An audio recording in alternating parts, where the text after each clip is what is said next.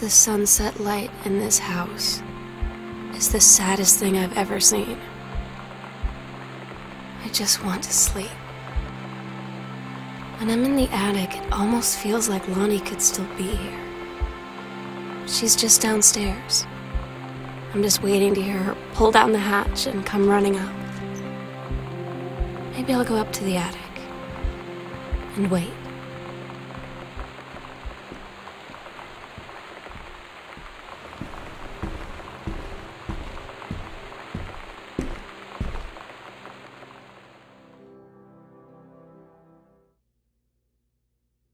Katie, I'm so sorry that I can't be there to see you in person, that I can't tell you all this myself. But I hope as you read this journal and you think back, that you'll understand why I had to do what I did, and that you won't be sad, and you won't hate me, and you'll just know that I am where I need to be. I love you so much, Katie. I'll see you again, someday. Love, Sam.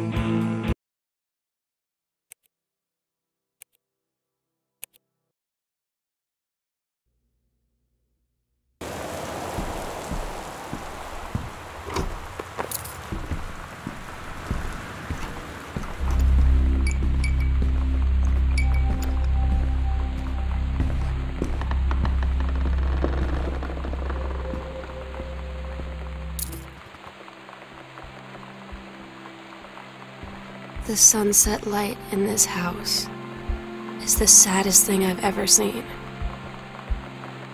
I just want to sleep. When I'm in the attic, it almost feels like Lonnie could still be here. She's just downstairs. I'm just waiting to hear her pull down the hatch and come running up. Maybe I'll go up to the attic and wait.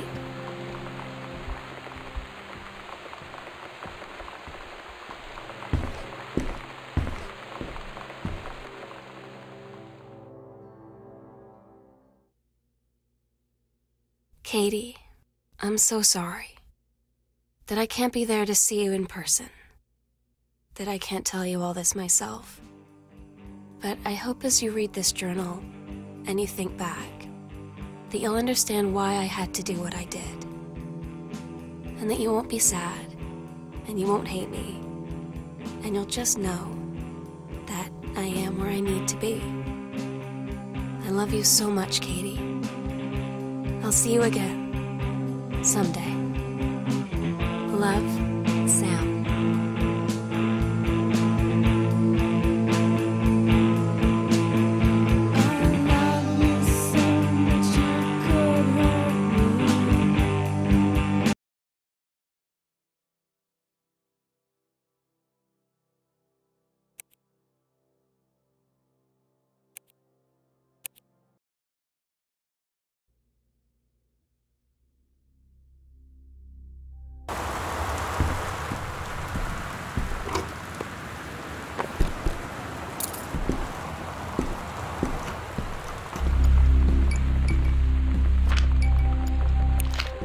Dear Katie, so much has changed, even just since you've been away. We moved into this house. I'm in a new school, and my big sister being gone for a year. It's weird hanging out with girls. Daniel was around ever since I was little, and other girls, I don't know. But being around Lonnie is like instantly just right. I gave her the grand Psycho House tour. Lonnie came over today, but everything was different. She was sitting at my desk chair, and Lonnie brought her hair dye over today. She said, "I need to fix these roots. Think you could help?" Dyeing hair is weirdly intimate. I don't know if I've touched someone else's scalp before. That's pretty intimate, right? It felt intimate. We looked into the mirror together after, and I expected her to say something about how it looked crappy or good or whatever. But that's when she said, "Oh my God, You are so lucky you finished high school before we moved into this house.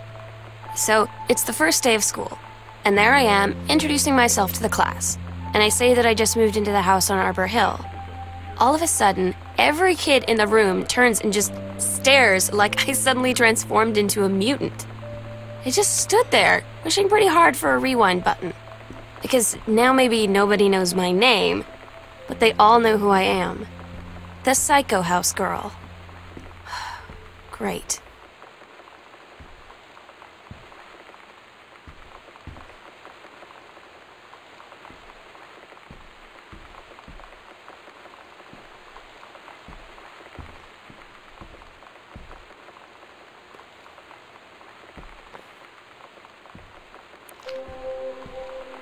At Todd's brother's place after the show, there was only a futon to sleep on, so Lonnie and I shared it. The lights went out. I was turned toward her. My eyes started to adjust, and then I could see she was looking at me, too. In the dark. You know that feeling where the first moment you see someone, it's like they have a big gold star around them, and you have to get to know them? Well, there's this girl. I think she's a senior. She's usually dressed kind of... So you know what they say about the best laid plans of mice and men? Yeah, turns out it applies to Street Fighter too. At least I worked up the courage to walk into the 7-Eleven and ask for a turn, but all that practice at home... It's different now. I mean, we still hang out all the time like before. But now when no one else is around... Well, you know. So you could say we're dating. I'm so stupid sometimes. I was telling Lonnie that I got into my college summer program thing, and I was all making plans like, you should come visit me, stay in my dorm room. But she said, Sam, I ship out on June 6th. I was like, ship out? To where?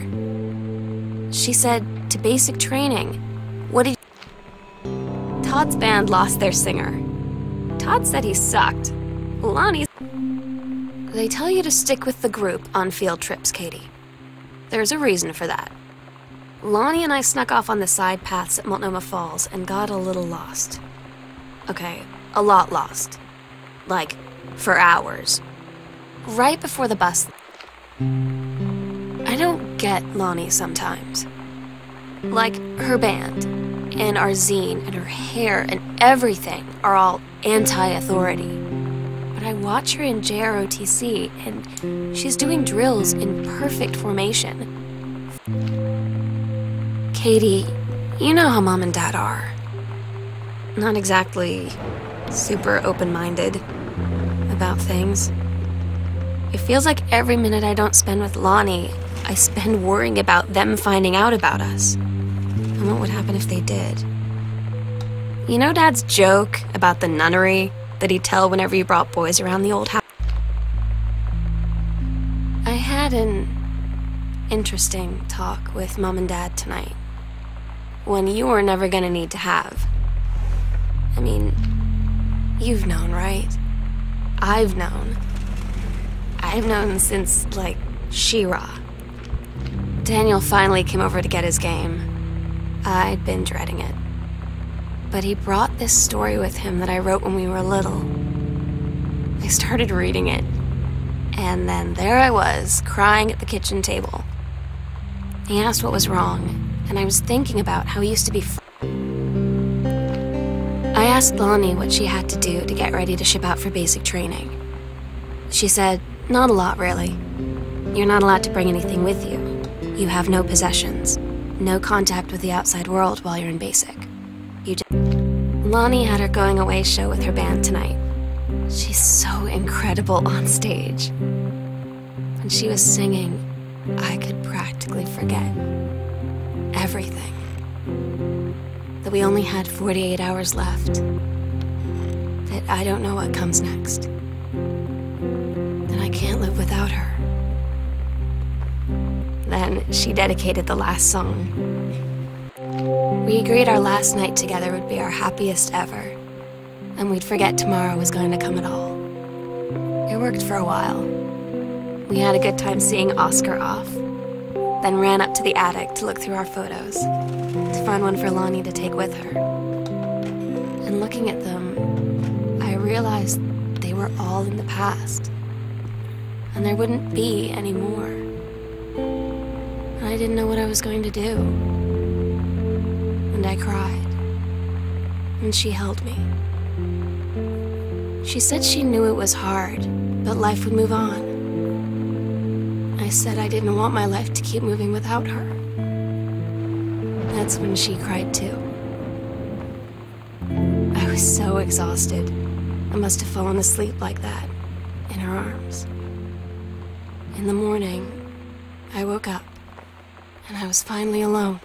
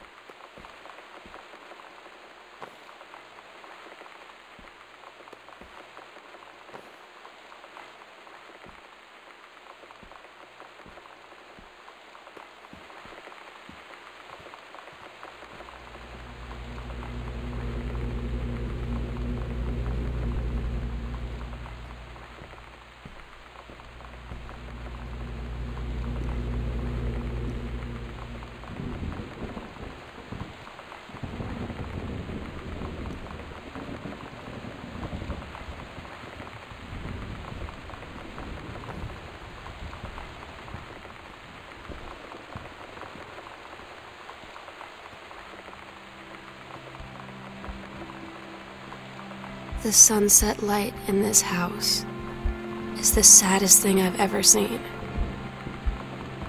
I just want to sleep. When I'm in the attic, it almost feels like Lonnie could still be here. She's just downstairs. I'm just waiting to hear her pull down the hatch and come running up. Meow, meow. Meow, meow. Meow, meow, meow, meow, meow. Meow, meow. Meow, meow, meow. Meow, meow, meow, meow, meow, meow, meow. Meow, meow. Meow, meow, meow. Meow, meow, meow, meow, meow. Meow, meow, meow, meow, meow, meow, meow. Meow, meow, meow, meow, meow. Meow, meow, meow, meow. Meow, meow, meow, meow.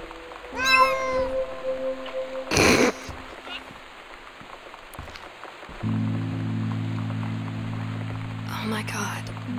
Katie, I fell asleep in the attic, in Lonnie in my old spot, and I missed the first 2 calls. I just barely caught the third one before the machine got it. And it was Lonnie, on a payphone.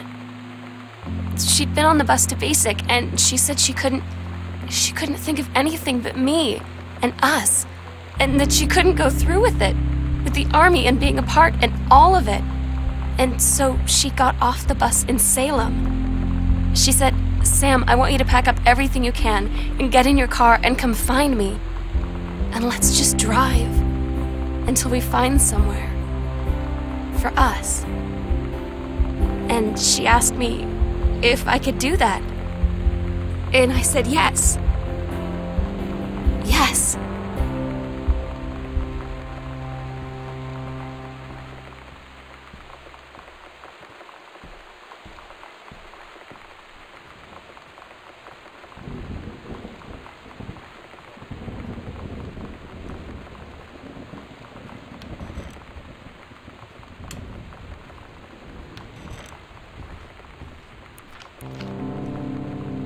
When you live in one place your whole life, your next door neighbor is kind of like your default friend. And Daniel only got weirder over the years. So moving away has been a good excuse to, not see him anymore. But he did always have the good Nintendo games. Maybe I'll give him a call.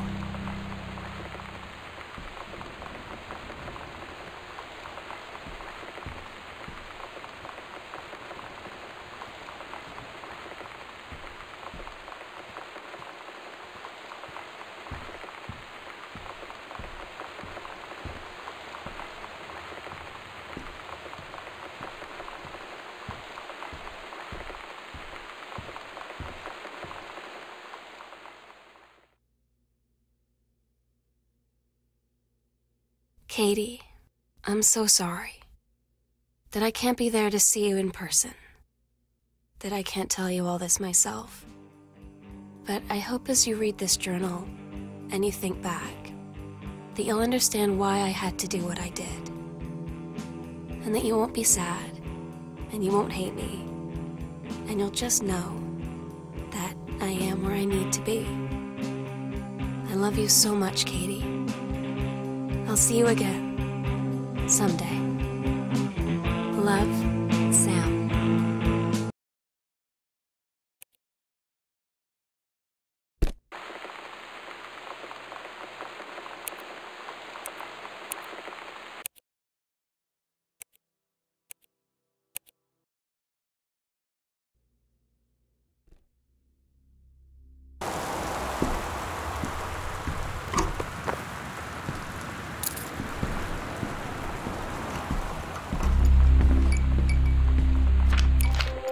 Dear Katie, so much has changed, even just since you've been away.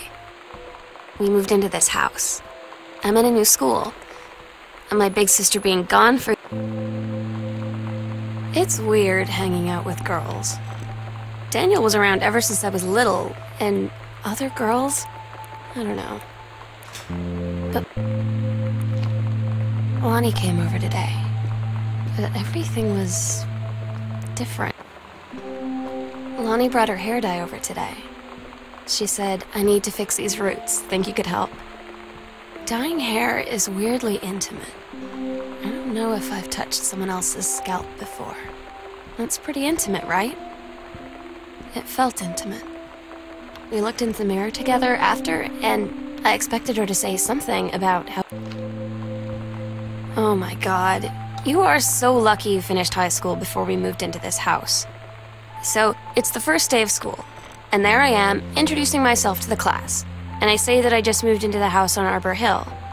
All of a sudden, every kid in the room turns and just stares like I suddenly transformed into a mutant. I just stood there, wishing pretty hard for a rewind. At Todd's brother's place after the show, there was only a futon to sleep on, so Lonnie and I shared it. The lights went out. I was turned toward her. My eyes started to adjust, and then I could see... You know that feeling where the first moment you see someone, it's like they have a big gold star around them, and you have to get to know them? Well, there's this girl. I think she's a senior. She's usually dressed... When you live in one place your whole life, your next door neighbor is kind of like your default friend. So you know what they say about the best laid plans of mice and men? Yeah, turns out it applies to Street Fighter too. At least I worked up the courage to walk into the 7-Eleven. It's different now. I mean, we still hang out all the time like before. But now I'm so stupid sometimes. I was telling Lonnie that I got into my college so... Todd's band lost their singer. Todd said he sucked. They tell you to stick with the group on field trips, Katie. There's a reason for that. Lonnie and I snuck off on the side paths at Multnomah Falls and got a little lost. Okay, a lot lost. Like, for hours. Right before the bus left, we found a trail and came running down the path, soaked and covered in mud, shouting for the bus not to leave. I don't get Lonnie sometimes. Like, her band. and our zine and her hair and everything are all anti. Katie, you know how Mom and Dad are. Not exactly super open-minded about things. It feels like every minute I don't spend with Lonnie, I spend worrying about them finding out about us. And what would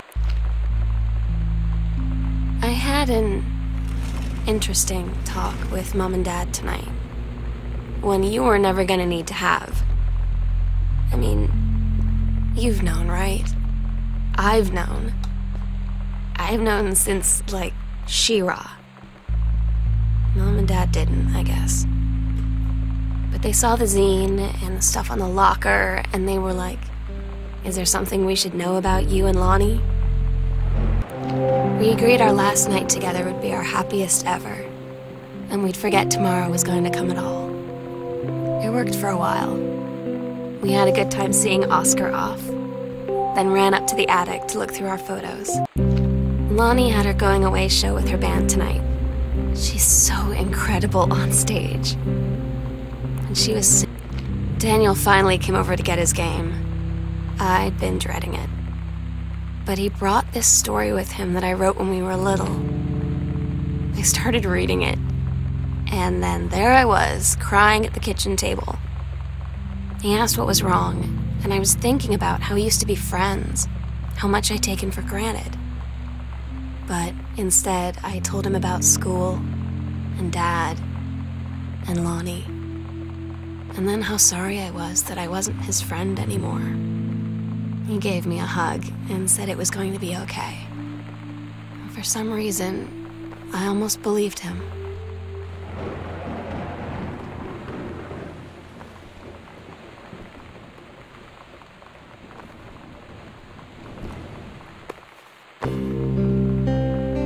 I asked Lonnie what she had to do to get ready to ship out for basic training. She said, not a lot, really. You're not allowed to bring anything with you. You have no possessions, no contact with the outside world while you're in basic. You just train hard every day, and then you deploy from there. So, they'll just send her away. To who knows where. The other side of the country.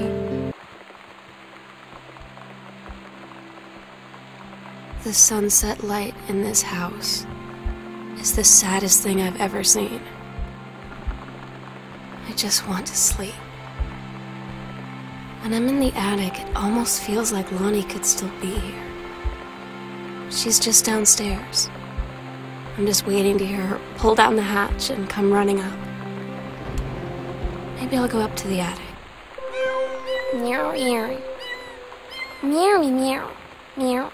Meow, meow, meow, meow. Meow, meow, meow. Meow, meow, meow. Meow, meow, meow, meow, meow, meow, meow. Meow, meow. Meow, meow, meow. Meow, meow, meow, meow, meow. Oh my God. Katie, I fell asleep in the attic, in Lonnie and my old spot, and I missed the first 2 calls. I just barely caught the 3rd one before the machine got it. And it was Lonnie, on a payphone. She'd been on the bus to basic, and she said she couldn't think of anything but me and us, and that she couldn't go through with it, with the army and being apart and all of it. And so she got off the bus in Salem. She said, Sam, I want you to pack up everything you can and get in your car and come find me. And let's just drive until we find somewhere for us. And she asked me if I could do that. And I said yes. Yes. Sometimes you just have to lie to Mom and Dad. Like when Lonnie asked me to see a band with her and stay over at her friend's place in the city after. That's a lie to Mom and Dad's situation. But it was so worth it.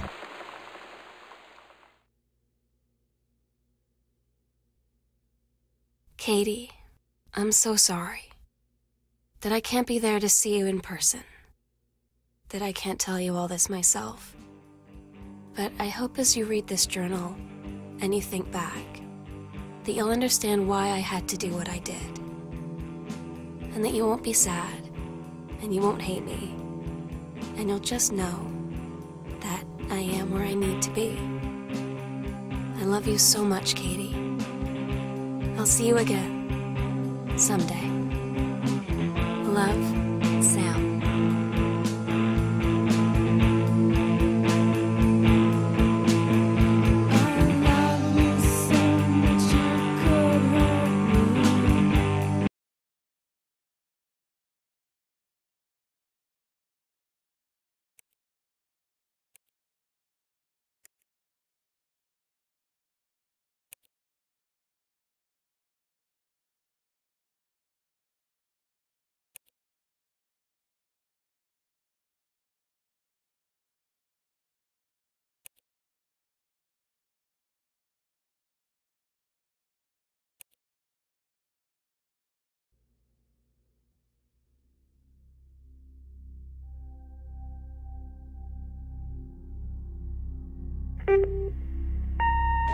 Hi, Mom.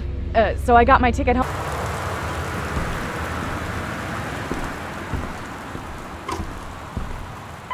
So, Christmas Duck. Christmas Duck is a fan favorite. He's kind of a mascot, I guess, and I think that's partly because it's a weird concept, a Christmas duck, and partly because it's like the first unique thing that you encounter in the game.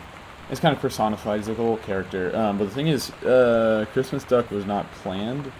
When we were starting the project, we didn't have a 3D modeler because Kate came on a couple months after we started, and we needed a bunch of 3D models. And so I was just going through the Unity asset store. So I was going through the list and saw this Christmas duck, and I was like, "What is that?"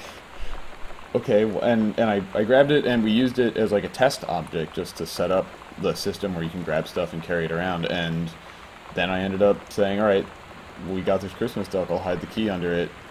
And instead of replacing the free model with a totally different thing, just made a real version of it. And Carla modeled it, and Kate textured it, and we kept him in the game. And we're glad, because he's everybody's little friend. Good old Christmas duck.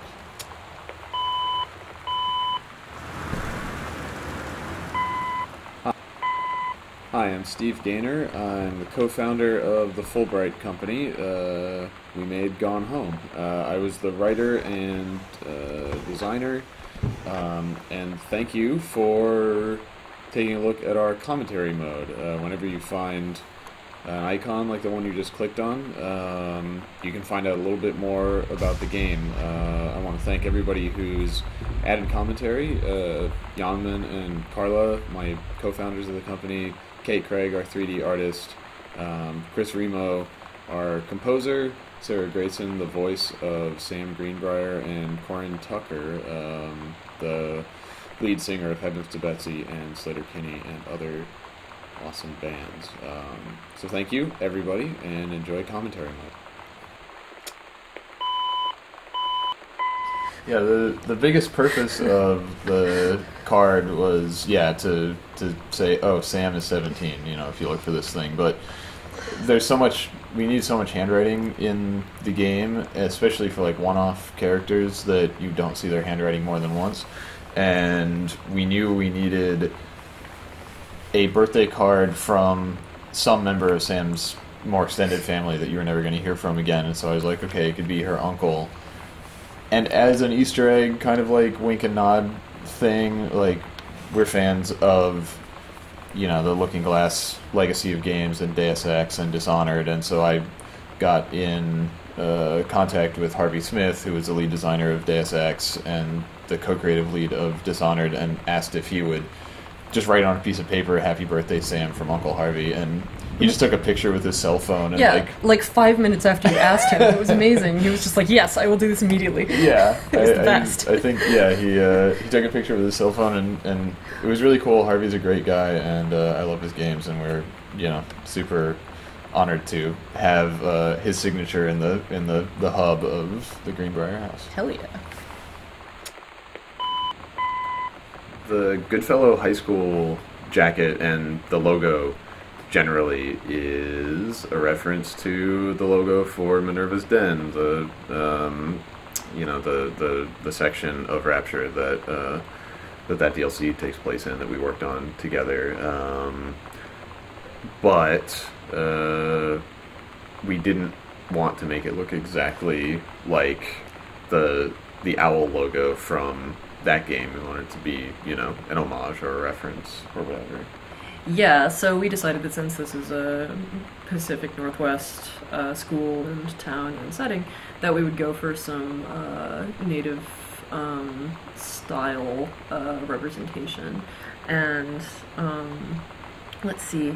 Well, actually, we were struggling with it for a little while because we wanted. At first, I was saying, just make it look like a very 90s looking school mascot logo illustration that's just cheap, that maybe one of the students did or something, and the direction wasn't good enough, and we didn't really have a good enough example to work from. And then Kate actually came to visit. Oh yeah, that's right. And she suggested, what if it's like a Pacific Northwest Native American style approach, and that really just clicked and made total sense.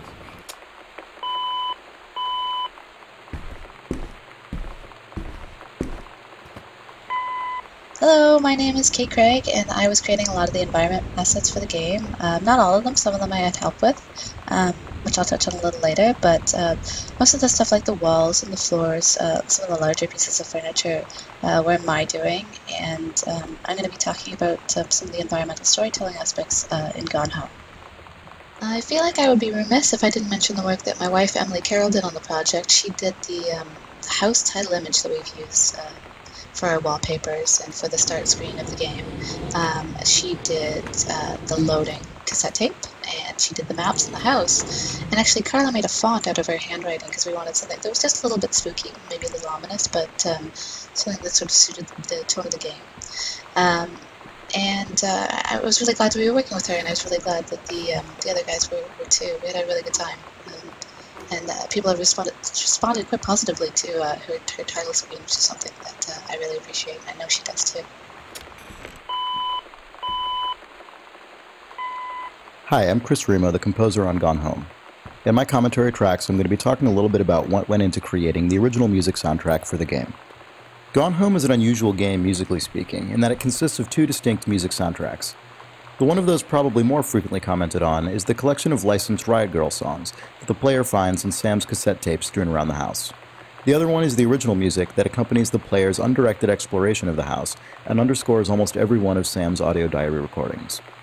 When Steve first asked me to do music for Gone Home, I was really excited about it, but there are almost no parameters for what that meant in terms of format or scope. Having played an early build of the game, I started by just doing a few musical sketches with no real regard for length or usage, mainly consisting of vintage electric piano sounds like Wurlitzers and Fender Rhodes. I chose those instruments because I wanted sounds that would feel at home in the era of the game. The Twin Peaks soundtrack used a lot of Rhodes, for example, but would also blend into the background and not share much tone in common with the abrasive Riot Girl guitars. Some of the instrumentation and ideas changed from those first sketches, but they also contained one of the main themes that ended up accompanying Sam's arc throughout the final game.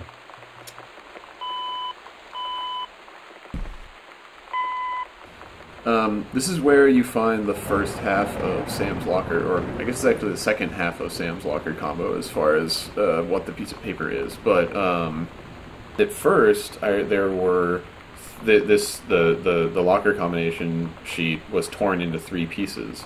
So you had one digit on each of them, and it was actually right before we sent out our IGF build to the judges. It was the night before, and Carla came down to the basement, and she was like, at 3 o'clock in the morning last night, I woke up in bed just being like, oh, we can't have it in three pieces, that's way too gamey. Well, that's bad, we have to fix that.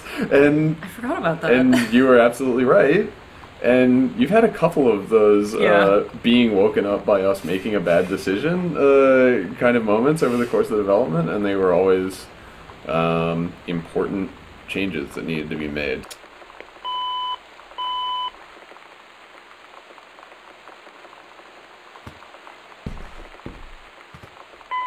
Hi, this is Corin Tucker from Heavens to Betsy. And Heavens to Betsy was a band that formed in 1991, actually. And I actually got the idea for joining a band when I moved to Olympia, Washington, and became a fan of the music scene there. And it seemed like everyone was in a band.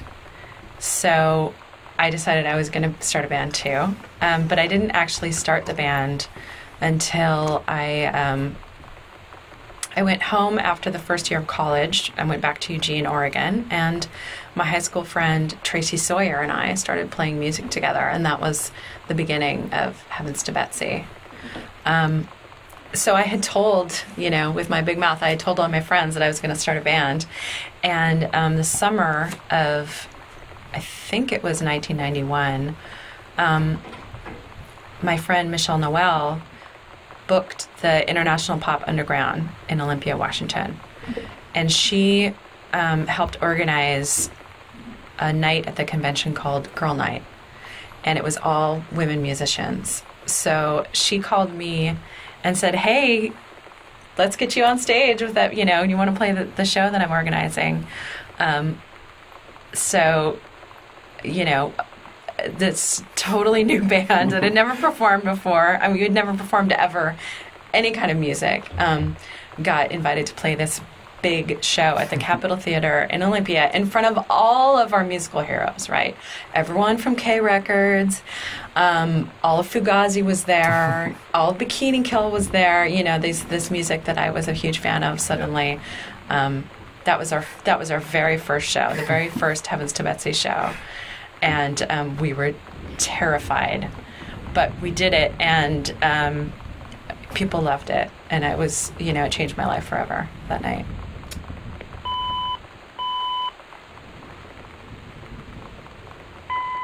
So here's one of Dad's pulpy JFK books.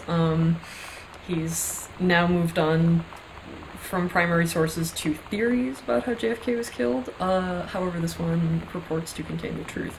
The publishing company is a doofy inside joke because, there's Harcourt Brace, the publisher that exists, and so I was trying to think of a good name for a publisher, and being a big nerd, I immediately thought of Harcourt Fenton Mudd, and how he basically sounds like a publishing company, so... You have to say who that is. No! Alright, fine. He's an awful character from Star Trek. Original Star Trek, which is called Mudd's Women, and also there's another one whose name an episode I can't remember for some reason. I'm Mudd. Fuck! Yes, okay. Thank you. It's a Star Trek reference. You did it, Carla. What?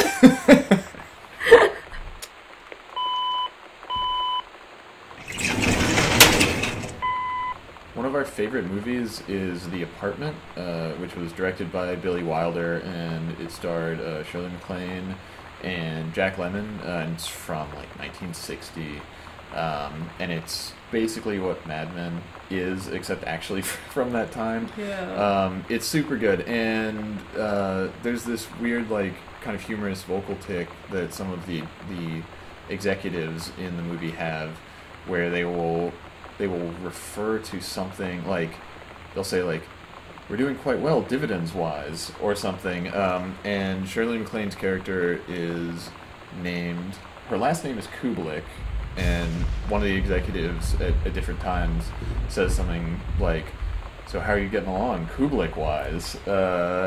So anyway, super deeply buried Easter egg reference in joke. We made the law firm Kubelik and Wise that prepared Oscar's will, just as a little wink and nod, a little Harcourt Fenton. Quite Steve. But yeah, The Apartment, you should watch it. It's damn worth it. It's totally worth your time. It's a really good movie. On Laserdisc. Yeah. The doors were actually one of the hardest things in the game to get working correctly, and I know that there are still some bugs existing with the doors, actually. But it's a surprisingly hard problem, which is why most video games just have doors that kind of slide away into nothingness or open in strange ways or don't, let you interact fully with doors. But of course, it's in a house like in Gone Home, a realistic house. It's important that everything be as natural as possible. The one concession we made to video gaminess is that the doors all swing both ways, which never happens in a real house. But it's necessary to prevent the player trapping themselves in some strange state.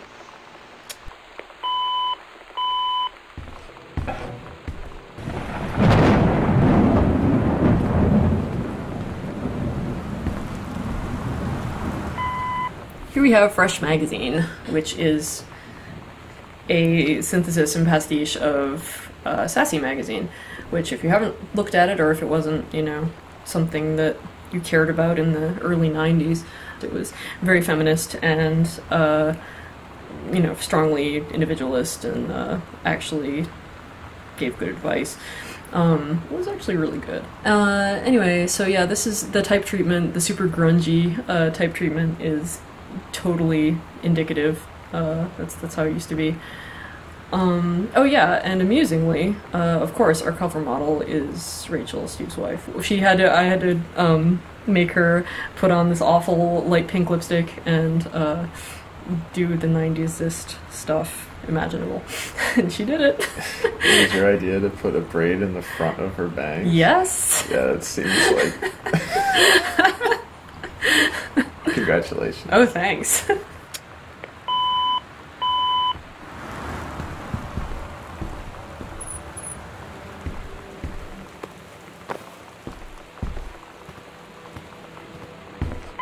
Inside of this file folder, you find the first combination code in the game.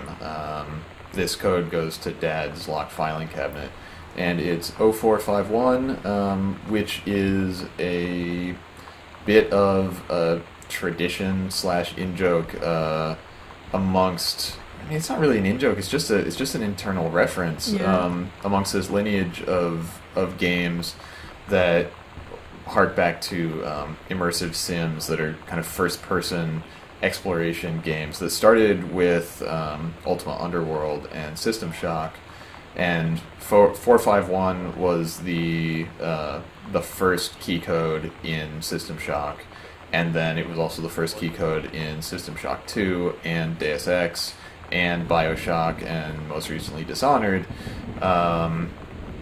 And yeah, I've personally worked on a couple of games that had 0451 as the first code in them, and we were really adherent to the tenets of the interactive model and kind of the principles of design behind those games when we were designing how Gone Home works, and so to maintain that tradition, we also made it the first code in our game.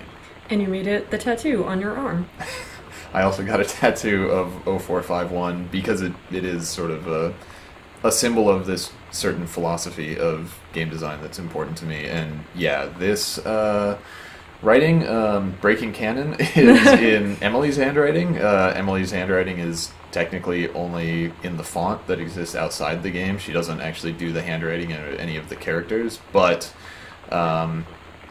yeah, I had her write 0451 in her very distinctive handwriting, and then I got a tattoo of it and figured I would use that source image as the image that you find on the inside of this folder here.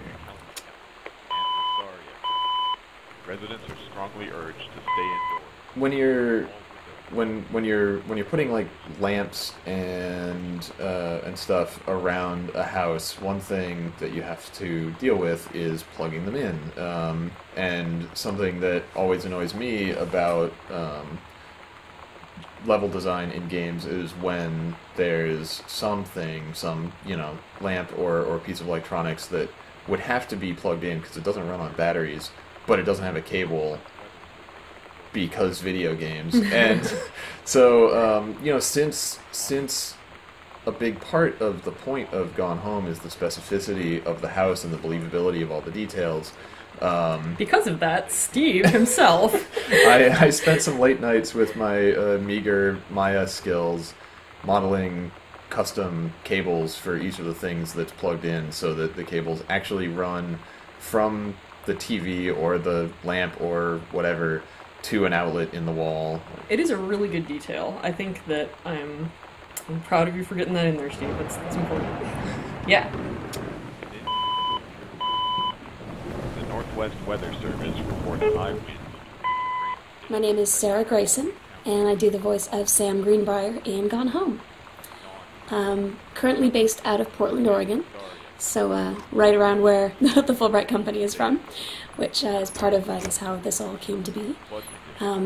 I started doing voiceover work probably about 4 or 5 years ago. It's been a bit of an on and off journey, because I also have had regular 9-to-5 jobs that whole time. So I always get excited when I see video game auditions come across, because it's always been something that I wanted to do, and really excites me because I'm a video game fan myself. So there was an audition that came across that at the time was entitled Dear Diary, and it had this wonderful description about being this sort of 16, 17-year-old girl. Not too much detail about her, just that she was new to her school, new to this place she was living, and her sister had moved away. So she was sort of writing out her thoughts as if she was talking to her sister. So most of the time, I'll stand up at the mic when doing auditions. But for this one, I thought, well, no one's actually going to read their diary standing up. Like, this is kind of you write your diary while lying down on your bed, or like sitting cross-legged on the floor, or whatever. So I ended up having to pull the mic down, sat on my couch, legs crossed, got nice and cozied up in like my pajamas, and started reading it.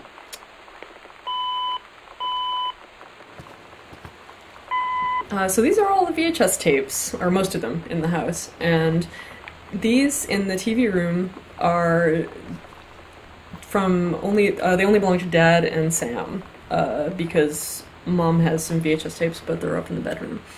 And you can tell Dad's because he writes in a big, heavy, all caps style handwriting, and Sam does not. So contrary to popular opinion, the X-Files tapes are not Dad's, they're in fact Sam's. But stuff like JFK yes. has an obvious dad interest, and some of the other stuff that we put in there was very much like, what is a dad movie? Yeah. You know, what is when we were growing up, for instance, like, what is a movie that our dad or a neighbor's dad would have? So stuff like The Andromeda Strain or Moonraker, it's just sort of like, yeah, dads love that shit. Yeah, dads that were born in the 50s were super into that kind of stuff. And then some of it was, stuff that we liked or remembered from when we were growing up. Like, you will know that Carlo was involved in making this game because Beetlejuice and RoboCop are on a VHS tape. That's most of what you need to know about Carlo. That's true. Right there.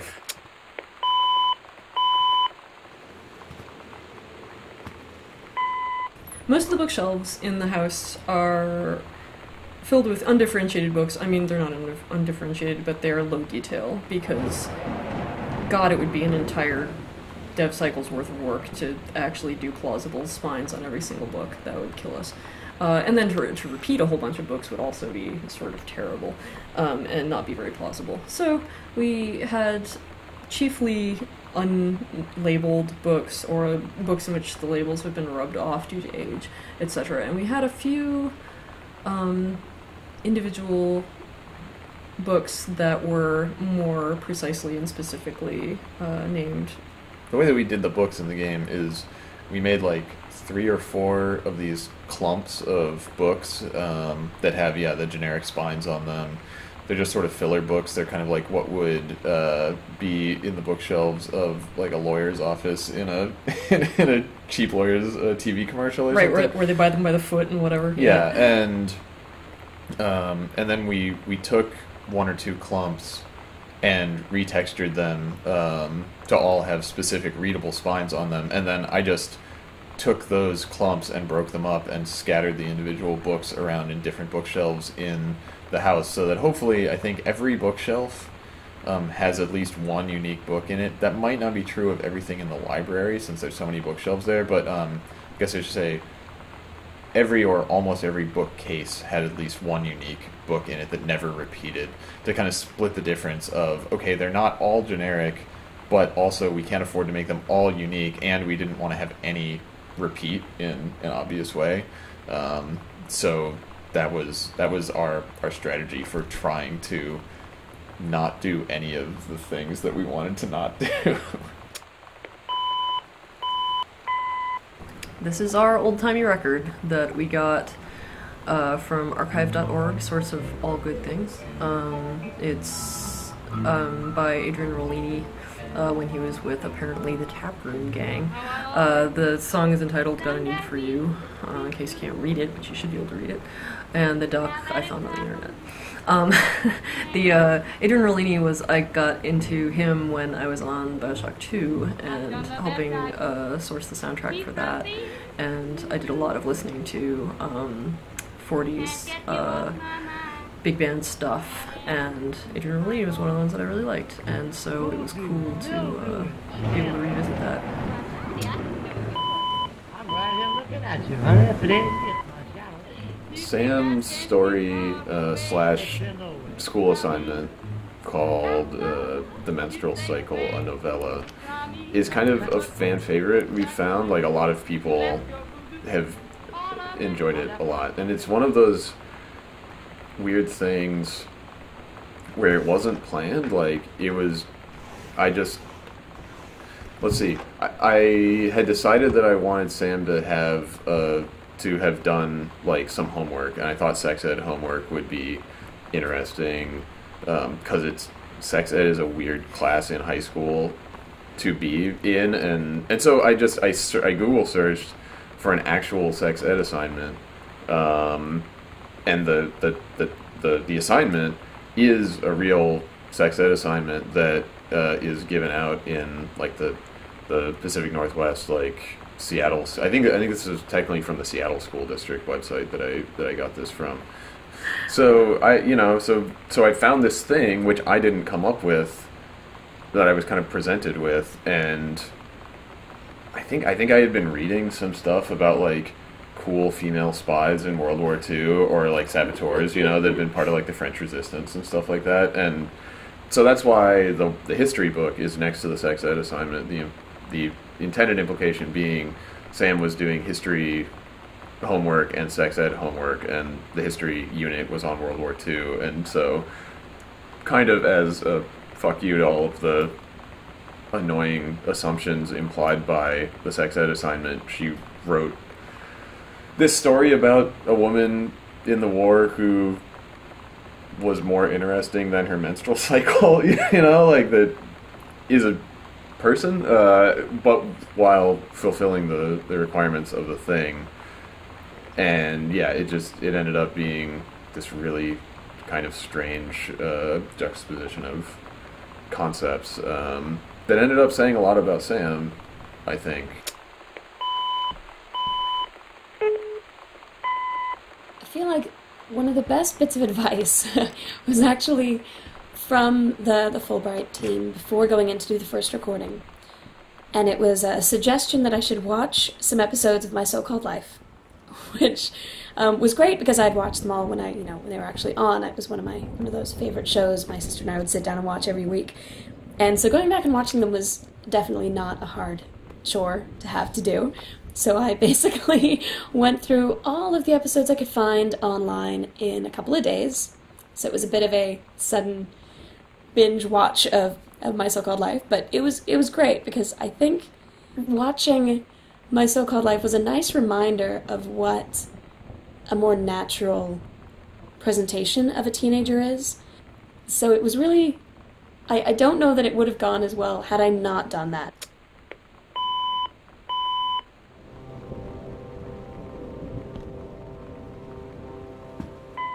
Composing the ambient exploration tracks definitely ended up being the weirdest part of creating music for Gone Home.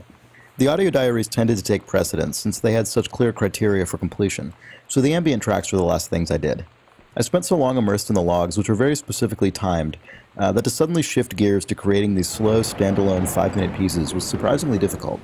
I remember giving Steve a first stab at the ambient track for part 2 of the game, and I didn't hear anything back about it. When I eventually asked if he had any feedback, he said something like, "Oh yeah, it's great. I just slowed it down by 50% and it totally works," which cracked me up because I definitely didn't have that in mind. But that's one of the great things about collaborative work, so I just went with it. I ended up doing a number of further revisions where I'd alter elements of the original version specifically to affect how the 50% slowed version would sound. It was definitely a new experience for me, writing bits of music and trying to imagine how they would sound after it's been considerably distorted. It got weirder though. The ambient track for part 1 ended up being a backwards version of the slowed down part 2 track.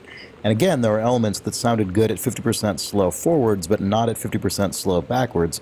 So again, I went back to the original track and started altering elements so they would sound better at half speed in reverse. I don't know if that's a thing ambient composers end up getting used to, but for me it definitely felt like going down the rabbit hole. One of the larger assets that we needed for the basement to really give it character and personality was a furnace. And when we were initially thinking of the furnace, Steve had mentioned to me the furnace from Home Alone, which if you grew up in the 90s like I did, you know exactly what I'm talking about. So I did a lot of research and looked up stuff that could kind of evoke a similar feeling, and we finally settled upon octopus furnaces, which are like, they're thematically and time-wise very appropriate. They're these giant hulking monstrosities with all these arms covered in asbestos. Really perfect, so we ended up modeling one of those and put it in the corner, and I think it turned out okay.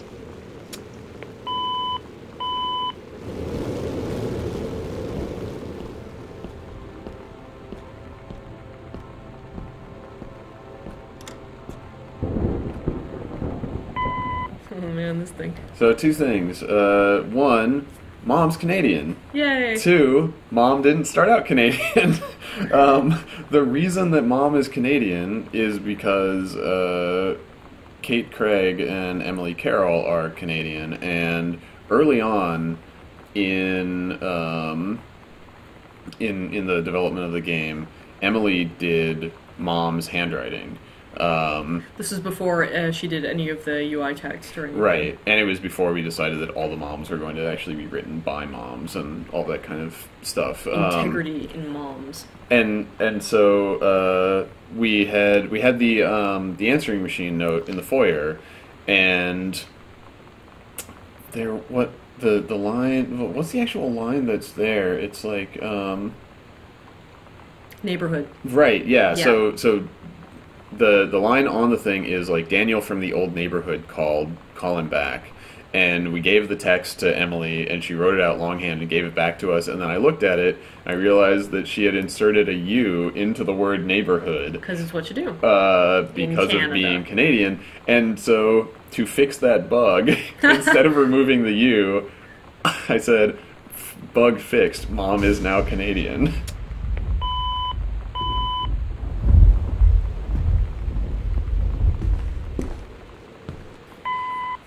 So there's this little scrap of paper that's hidden under this bedside table, and you start to read it, and then Katie makes you stop reading it. And it was this thing where it's an exception to the interactive expectations that you have. Like, it's one place, I guess the one place where we really impinge on your ability as a player to do what you want. And Katie intervenes, basically, and it was something that I thought was an interesting little one-off way of emphasizing the difference between the player and the character that they're playing as. And to you as a player, the note's just a note, but a reminder that, like, Sam is Katie's sister, and Katie wouldn't want to read this thing, and she's not going to keep doing it, even if you want her to.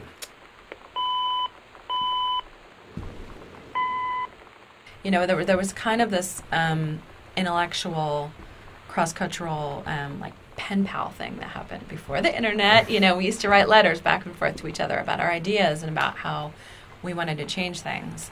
And so a bunch of these women that I mentioned came up with this idea of Riot Girl, of being a punk rocker that was also an in-your-face feminist.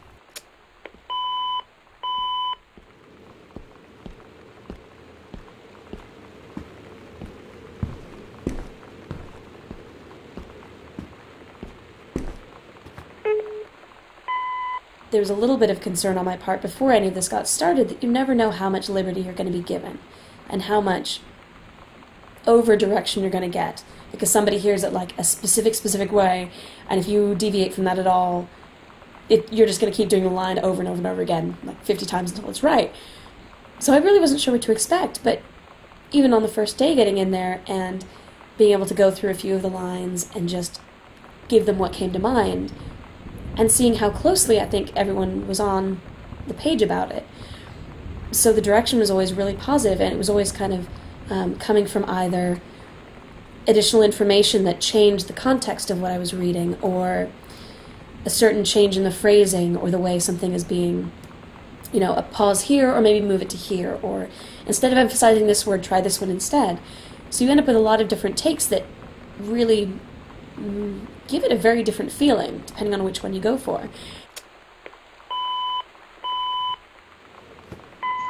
Putback is the feature that I'm happiest with in the game, and it actually came about as sort of a little bit of an accident.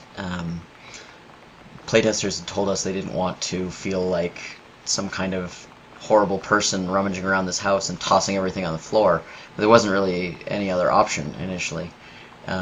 That's all you could do, was sort of try and lob things back into the place. So, I had done some code before for placing turrets and things in other games where it, will arbitrarily orient an object to be perpendicular to surface and all that sort of stuff. I told Steve that, we'd have a lot of edge cases with that and it would take some time to implement, and temporarily I would just give him the ability to put objects that these things would kind of stick to in the game, and we tried that, and it worked so well that we decided to keep that, and that's where Putback came from.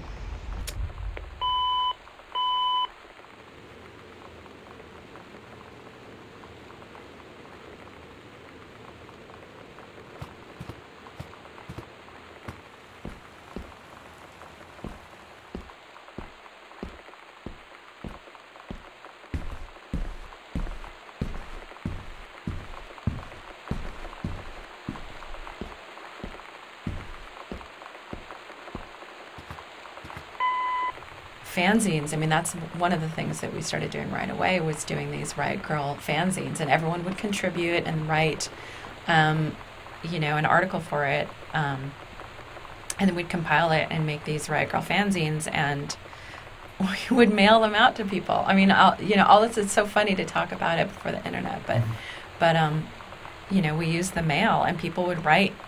We had a P.O. box, and we started getting letters, because people would read in someone else's fanzine, there's this Riot Girl thing that started happening, right? And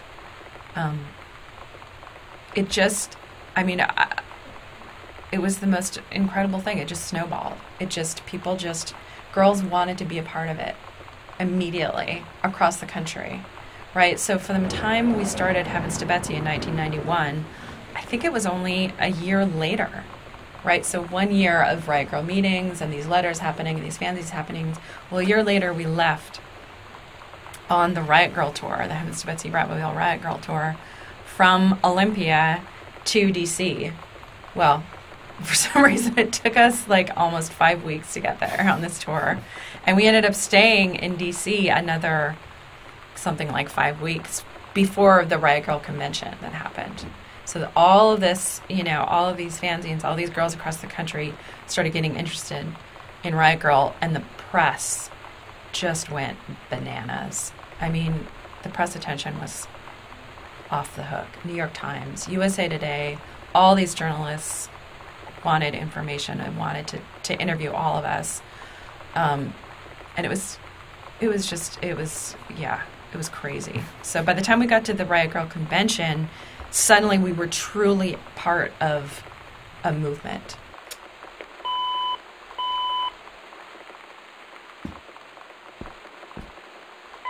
The music for Gone Home was mainly composed over 2 separate periods, roughly a year apart.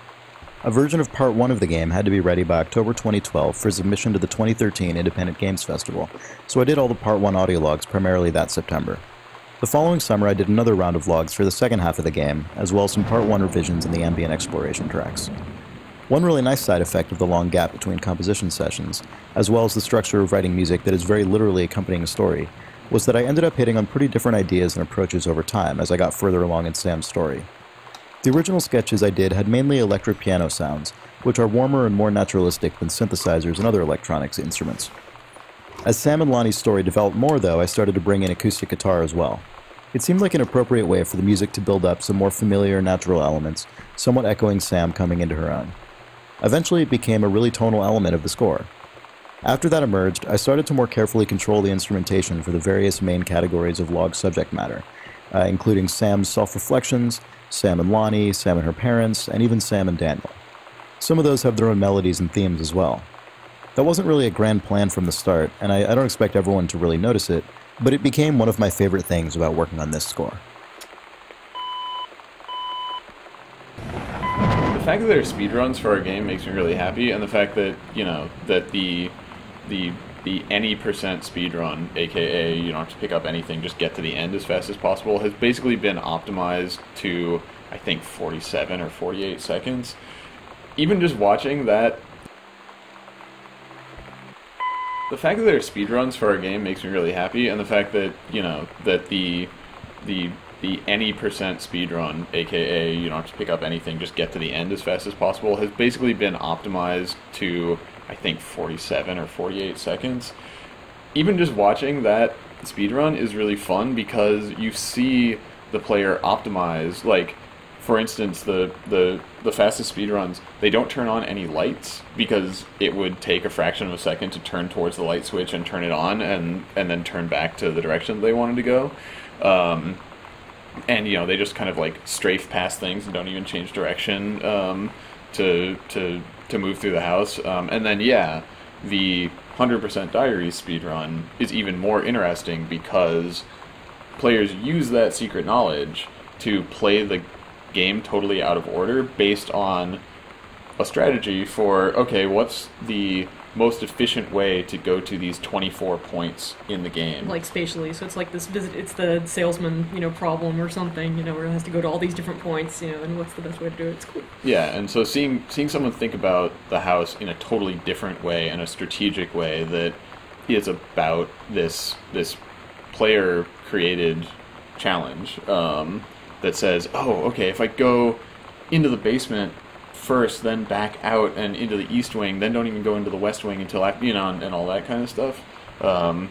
It's really cool to see that stuff evolve, and I'm really glad that we didn't make it so, for instance, you had to read the note about the secret door before you could even click on the secret door, because it would have shut down so many of those opportunities for people to play in interesting ways and express their mastery over the space that they've gained by playing the game. Challenges.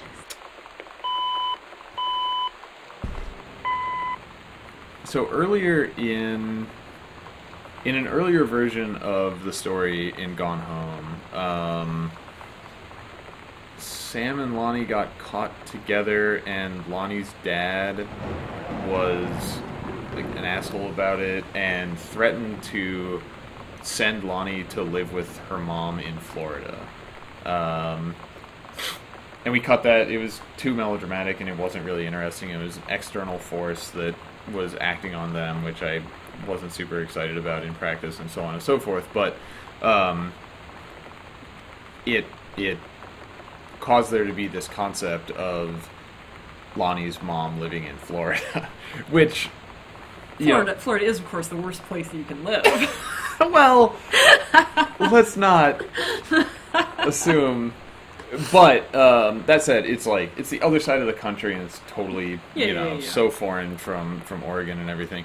Also, it's where I grew up. Yeah, that was. So I was kidding you. So yes, the reason I think that Lonnie's mom lives in Florida is that I grew up in Florida, and I moved from Florida to Oregon when I was like 19, and I've been back to visit, but you know. If someone were to say to me, "Hey Steve, do you want to go back and live in Florida?" I would take a sheet of notebook paper and I would write "no" on it as big as you can get and With hand it back to gravestones. you. There would be knives, there would be Yeah. gravestones, there would be Dead lightning, face. Yeah. big X's in the Yeah. eyes, vampire teeth for some reason. I was largely unfamiliar with Florida, and my family started going there every once in a while, or when I was like in high school for Christmas, because my mom hates being cold. And Pick the wrong goddamn place to live, I Mrs. know. Zamanja. Yeah, well, you know. But anyway, the only thing that I remember basically is that everybody had lawn flamingos, and we went around Christmas, so I remember hearing on the radio multiple times dogs barking Christmas carols. That's Florida. Florida sounds cooler than I remember it being. In my head, that's Florida, right there. All of the sliding doors that you see in the game are actually, from a code perspective, drawers. When I made a thing that could slide along a track like that, for the purpose of making drawers, Steve took it and, as designers are wont to do, used it for his own purposes and came up with sliding doors in our game.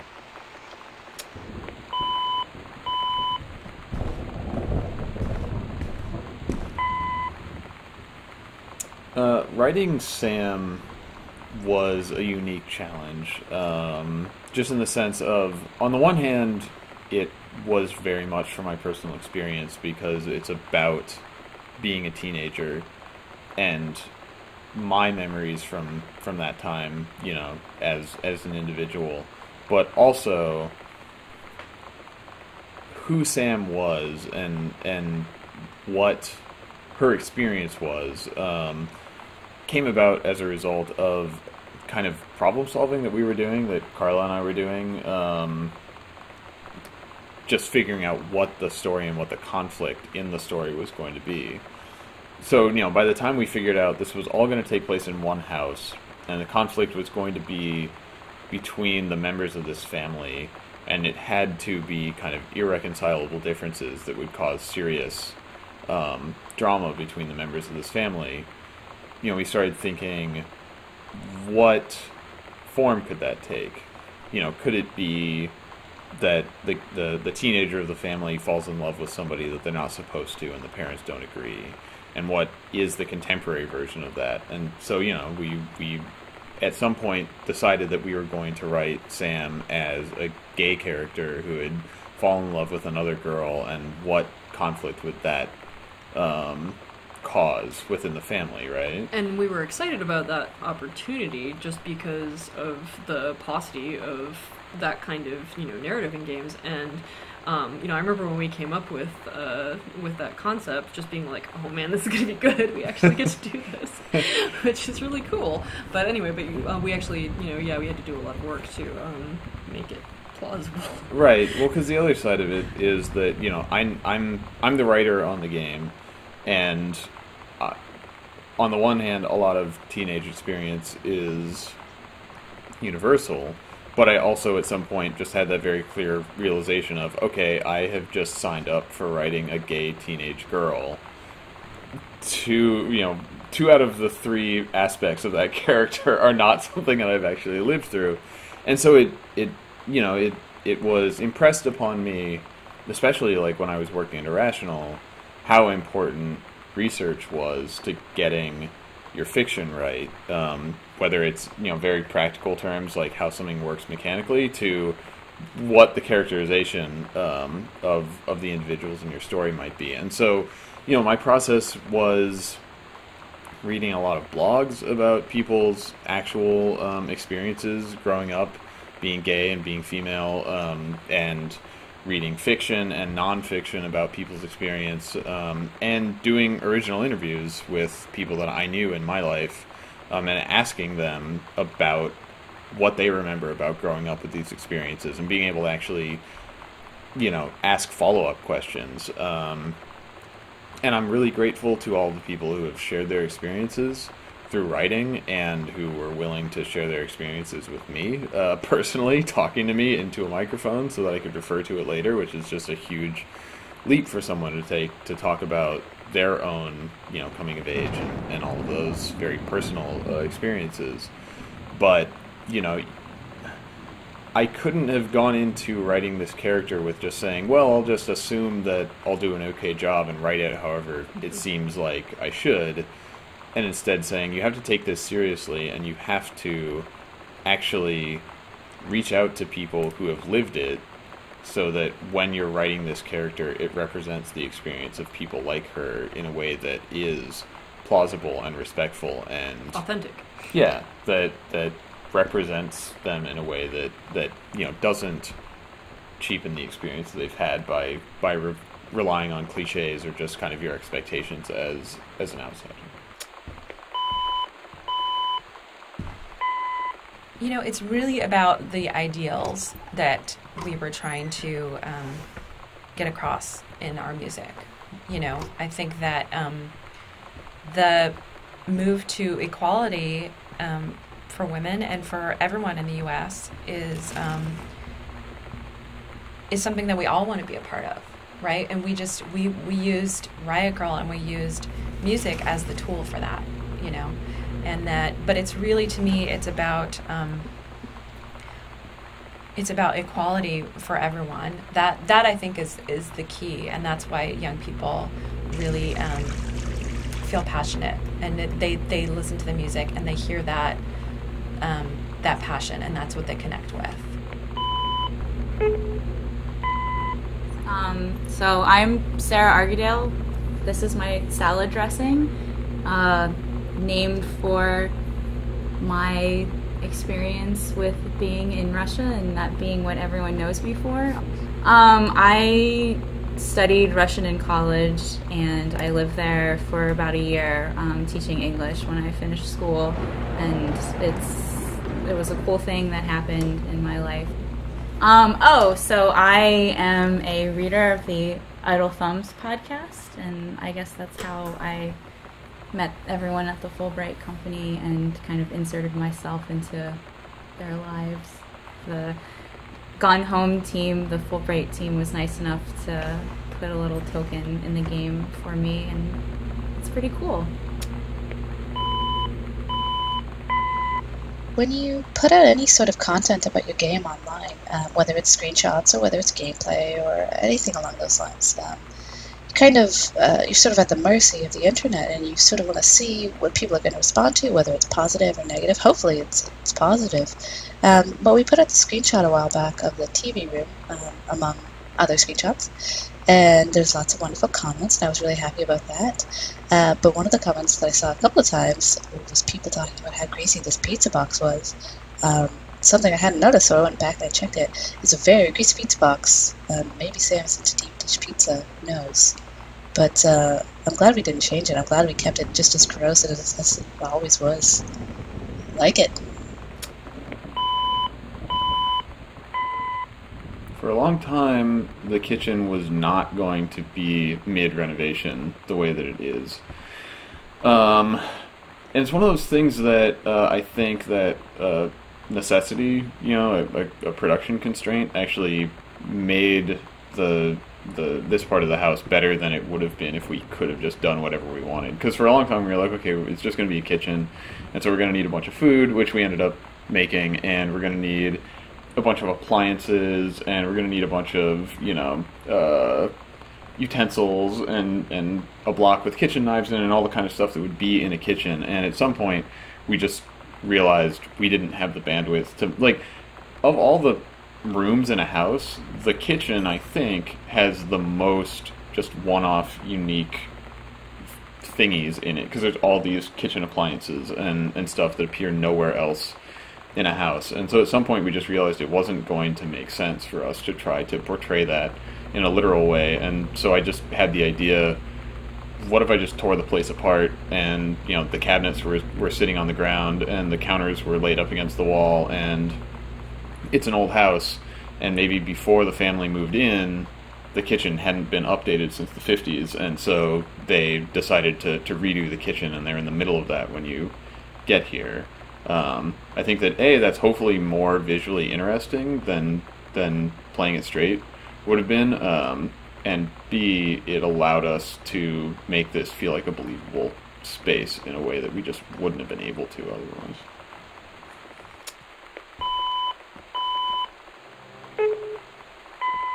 definitely the second half was where a lot more of the emotional weight in the character came out, and that was a lot to handle, but a lot of fun to do too, because I've really not gotten to do a character that actually was so, I guess, emotionally real and so human.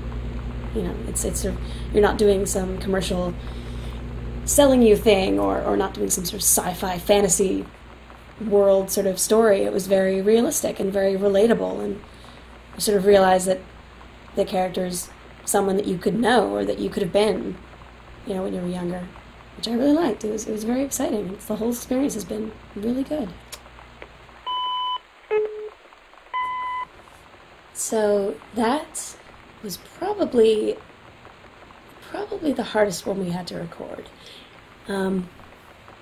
It was part of the second batch of recording we did, and so I had the script a few days before we did the recording to kind of read through it all and get a feel for where the story was going. And then we'd met for lunch to go over everything and see if I had any questions before we went into the studio. And I just right away admitted, like, yep, some part of this script here, like, I'll be honest, one of these totally had me crying, like, straight up, totally couldn't help it. Figuring, like, yeah, I had my cry out, it was good, I'll be fine, get to the recording, it'll be great, you know, get it out of your system. And as soon as, like, I read the first word, I was like, no, oh God, I'm gonna start crying again, it's gonna be great. I'm like, hey, I'm a professional voice actress in the studio, I'm going to totally bawl all over your lines, and it's going to sound ridiculous and terrible, and we're going to have to do the take again, and it's going to sound even worse, because now I'm crying. So it actually ended up being one take. Really, it's cathartic in a way for me, I think, because it's really, how do I put it? It's really me talking to, like, specific people. I knew it was going to happen again. I knew it. It's the stupid writing being so on point. Which is great, I mean, you know, definite praise for the character build-up at this point, because I just become so connected with her, and making those parallels all the way along. And then you get to this point where it's like, I know exactly how you feel. Like, I know exactly what you're going through. I mean, it was completely authentic. I mean, I've enjoyed people commenting on the connection they've had to the emotion that's in the character. And this is always the diary I think of, because it's the one that it most got me.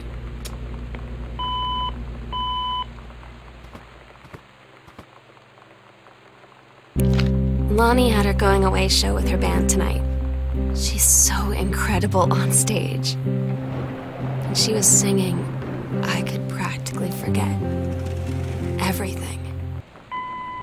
I'd already played through the first full half of Gone Home before I started composing any music, which was really important to understand how the game felt and played and looked. But I didn't get a build of the complete game until I'd already been delivered the Part 2 audio logs, and then ended up not playing any of the second half of the game until it was fully complete and I'd written all the music. This wasn't originally my intention, but it meant I ended up fully immersed in Sam's story, essentially to the exclusion of all the other subplots of the game, which are not accompanied by specific music. I don't know if that was objectively the right call or not as the composer, but it definitely made me feel very connected to that character. I probably heard Sarah delivering Sam's story dozens or maybe hundreds of times over. It also meant I didn't actually know the literal implications of the ending of Sam's story, so I was imagining all kinds of potential endings that ended up being a lot darker than what you see when you finally do reach the attic. So as a player, when I did complete the game, I was pretty relieved.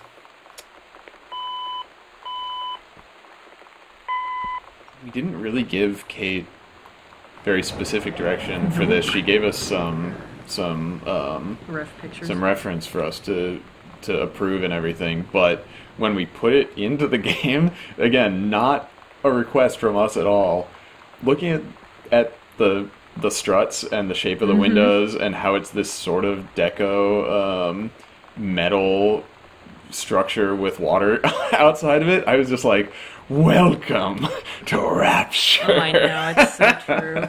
It almost feels really like an intentional reference, if only it were intentional.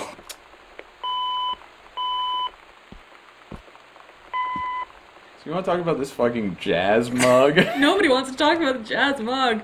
Well, it's except the for worst. Carla. I hate it. It's the worst. that was such a common theme Yeah. when we were like approving assets or making stuff visually for Gone Home. Is just like, oh my god, that's hideous. I fucking hate it. We're putting it in the game.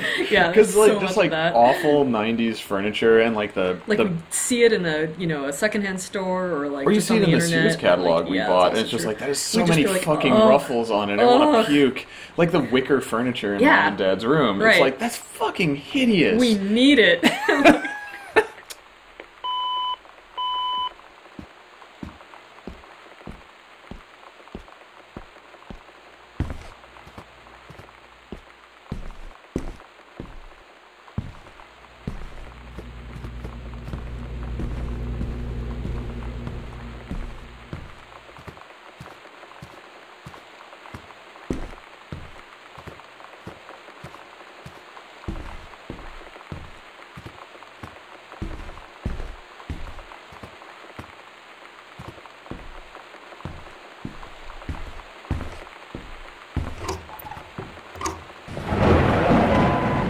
We never really discussed the idea of individually scoring each audio log ahead of time.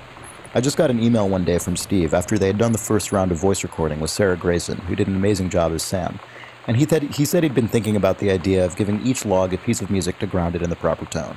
So I just started doing these short 20 to 60 second pieces, and that ended up being the bulk of the work for the game. It was a very iterative process. I did them in the order they were recorded, and I would just keep sending revisions of each log to Steve, taking his feedback, modifying the piece, and sending it back. Especially at the beginning, the feedback was almost always pull it back more. I've never done music this subdued before. Even more so than most game music, it primarily exists to quietly suggest a mood and tone to the player. Sarah's voice is always the main audio content. The game soundtrack I worked on previous to this was Blendo Games' 30 Flights of Loving, which consists of some really huge, bombastic, brassy pieces. So switching gears to Gone Home and constantly hearing pull it back, less melody, was surprisingly challenging at first. But over time, I think Steve and I developed a pretty good rapport. For the most part, the diaries required fewer revisions each time. And it's always a good reminder in a collaborative endeavor that your contribution only exists to make the whole work better, not to be seen or heard unto itself. I had seen Bikini Kill and Bratmobile play their first show at the North Shore Surf Club in Olympia. That was Valentine's Day, 1991. And I was kind of blown away by the incredible rawness and the honesty that they wrote with, and the kind of flippancy that they had. I thought was really interesting. But to have the opportunity to talk about all of these issues that are really important to young women, I thought was really special.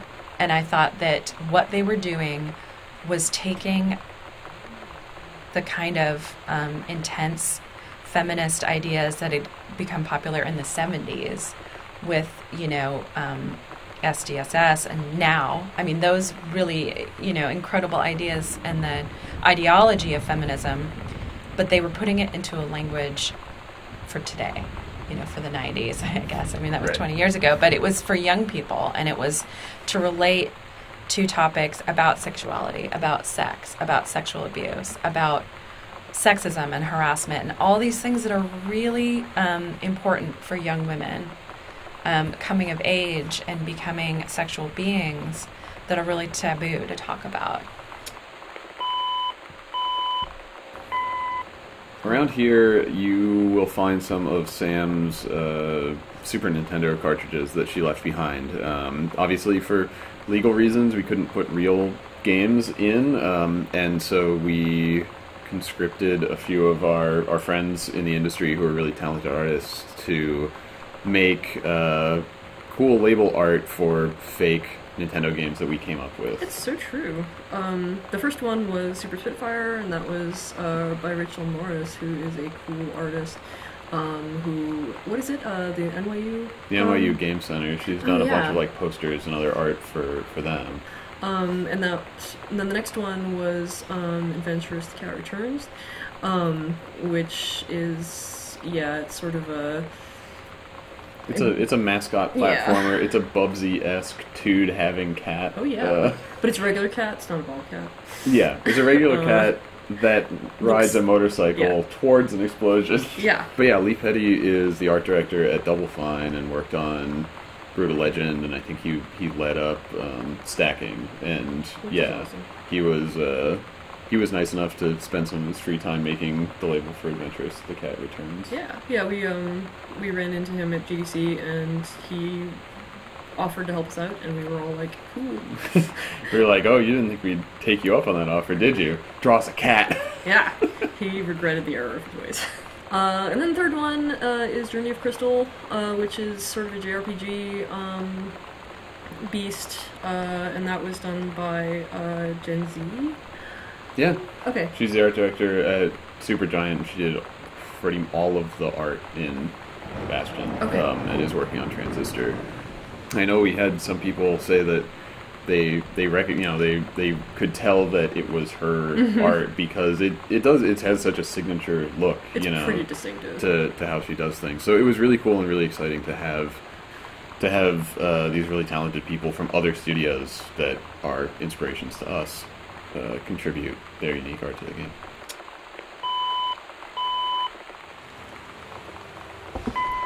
So these are stereoscopic? Yeah, these are stereograms. Yeah, That's the stereogrammatic. Yeah, stereograms, popularized by the Magic Eye brand of images from the 80s and 90s. These really work. Like if you cross your eyes and you can do a Magic Eye image, you can see what's in these. Spoilers, they are. Well, as I recall, there's a cool shark. And I don't remember what the other one is. Carla. What? It's a big heart. Okay, it's hard for me to do those things. And that's true for a lot of people. So the two instances of people not being able to see those images are they just can't do them, which a lot of people just can't do them, or they were born in the late 90s or after the 90s and played our game and didn't know what the hell these things were. Yeah, they're like, what is this weird static shit? Yeah. Well, I thought it was like we got some messages that were like, I thought it was just a weird drawing. So good. So, yes, as you get older, you can't hear really high-pitched sounds anymore, and you know what Magic Eyes are still. It's the circle of life.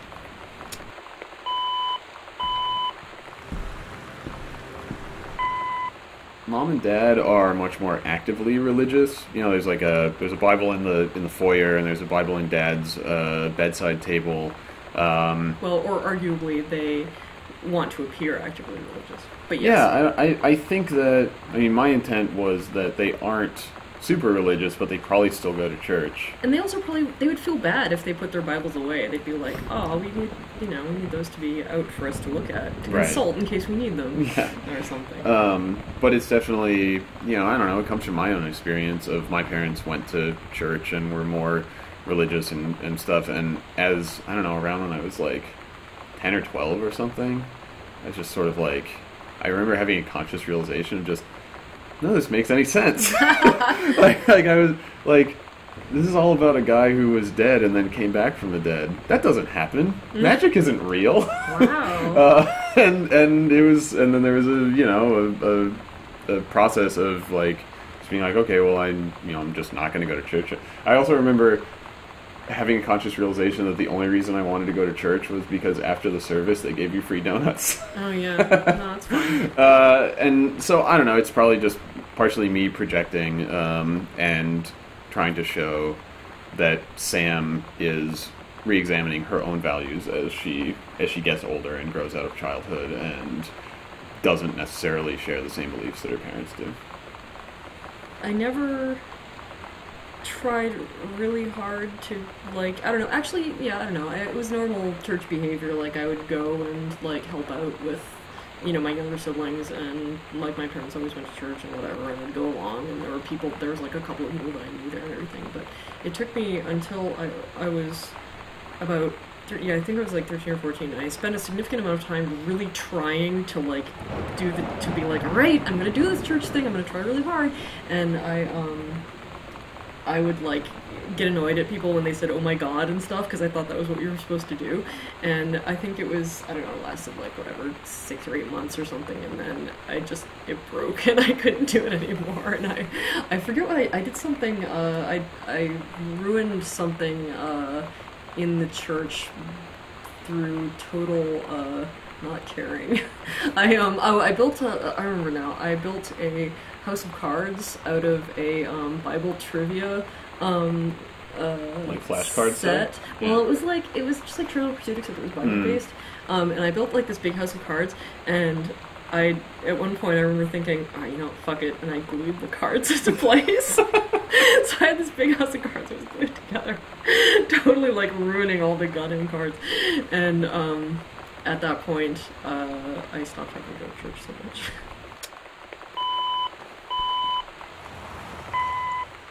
One of the assets that I really liked creating in the game were these board games. So there's 3 in total of them throughout the house.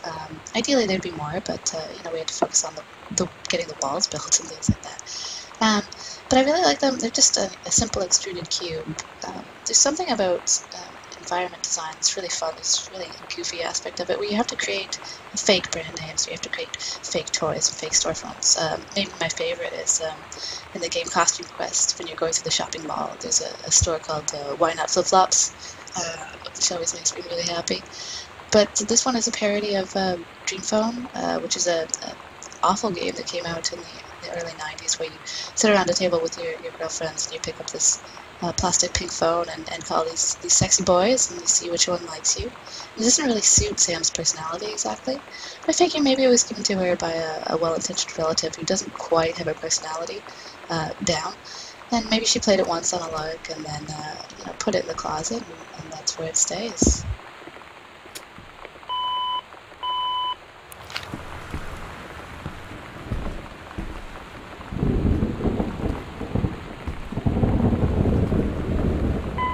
Yeah, I ended up being pretty happy with this. This is the only picture of Lonnie that we had for a really long time, and I was really glad to actually come up with something that we liked, since this kind of thing is really hard, especially when it is such a major character. The other thing is Lonnie has a cross necklace. She also has some Catholicism in her family. Yeah, and I think that's something that I don't think that particular detail has been called out by anybody. People notice like the Bibles and whatnot, but yeah, I intended for Lonnie, like I thought it would be interesting if she came from a more conservative family than Sam's, in that she actually wears a cross necklace and carries some, you know, Catholicism with her, and her dad was an army guy, and you know, her background is even in some ways maybe kind of more stifling than Sam's, and that's probably why she's a more like openly rebellious person on the outside. I was one of the hosts of the Idle Thumbs video game podcast for a year or two, and I, you know, go on there, and every once in a while those guys are my friends. And I didn't want to put Idle Thumbs references all over the game, but I did want to have Idle Thumbs references in the game, so we localized them entirely to this one piece of paper. So almost everything on here is an Idle Thumbs reference, and specifically to a weird exchange that we had about Will Wright's GDC talk in like 2008, where he didn't want everybody to show up and crowd the place, so he gave his speaker name as Phaedrus, and then did a talk about a bunch of crazy stuff, including the idea of rocket mail, which was going to be like done by it was pitched by the U.S. Postal Service in the 50s and stuff. So, and then the thing on the podcast was about how Phaedrus had a little brother, and so anyway, whatever. The brother, of course, it's a Phaedrus, and you can't hardly see the icon in the back because it's obscured, but there's this 50s rocket icon in the back that's like the logo of Phaedrus Motors. And then also it's the reference that Will Wright was making, and that is a secondary reference here because it's a motorcycle thing, is that in Zen and the Art of Motorcycle Maintenance, the book, the author is having kind of an ongoing exchange with this character of from Greek history called Phaedrus and motorcycles and blah blah blah. So it's a big knot of obnoxious references to lots of different stupid things.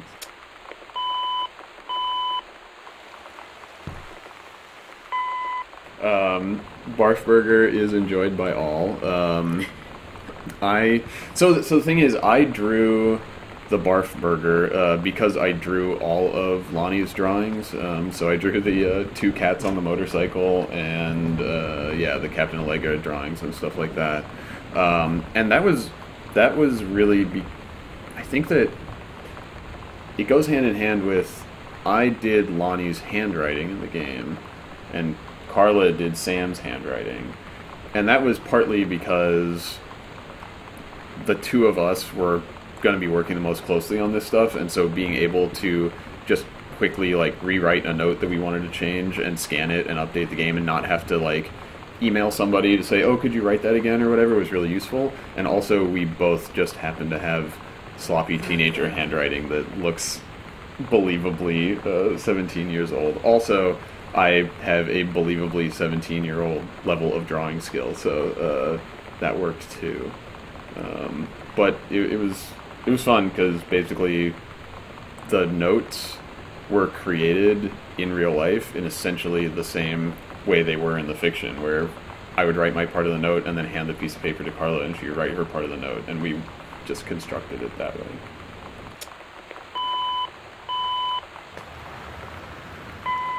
A lot of Gone Home is about pointless interactivity that is sort of things being interactive for the sake of them being interactive, but it really comes from our inspirations of immersive sims like System Shock and Bioshock and Thief, where a big part of the design philosophy behind those games and Gone Home is that the world needs to be really internally consistent, and there's this feeling that if there's something that your character might do, you should be able to do it in the game.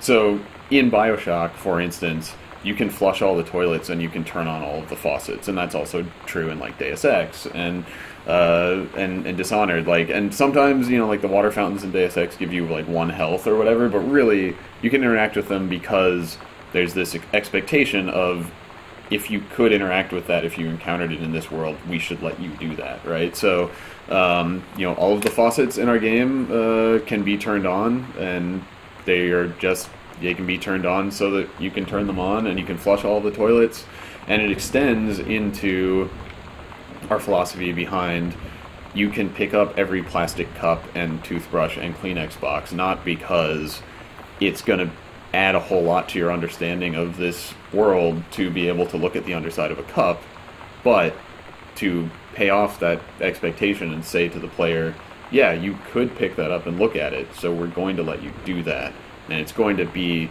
consistent interactively with the stuff that is important, and that makes it your job to look at everything and give it your attention, and for you to decide and understand and figure out what has significance and what doesn't, and not for us to tell that to you.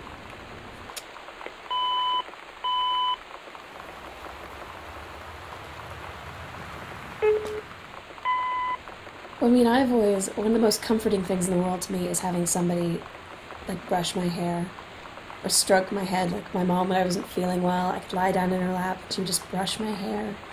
And it would always make me feel better. Like, the weirdest way, I couldn't figure out why, but it just seemed like this friendly connection to somebody that it is, like she says, it is strangely intimate in a way that I'd not really, I guess, put into words until reading that part of the script. Where that's what I was thinking of, was like that connection, that sort of human touch, that it's something so friendly and so loving that you can do. And that whole idea of like touching someone's scalp being so intimate, it just made me think of that. Just those wonderful little moments where just a touch can be so much more.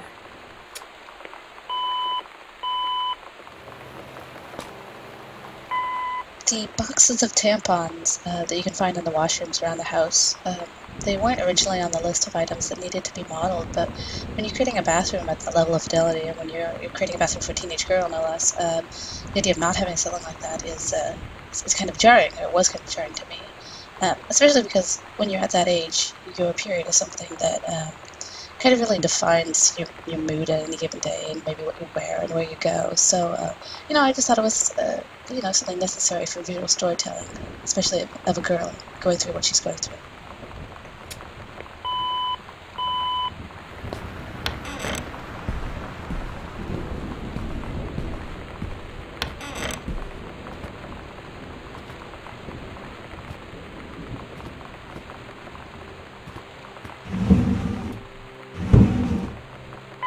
The life cycle of the condom. That's not a real thing, Steve. The life cycle of the condom. All right. By Carla Zamanja. Is as follows. Initially, the condom was a separate plot point. It was an actual plot point.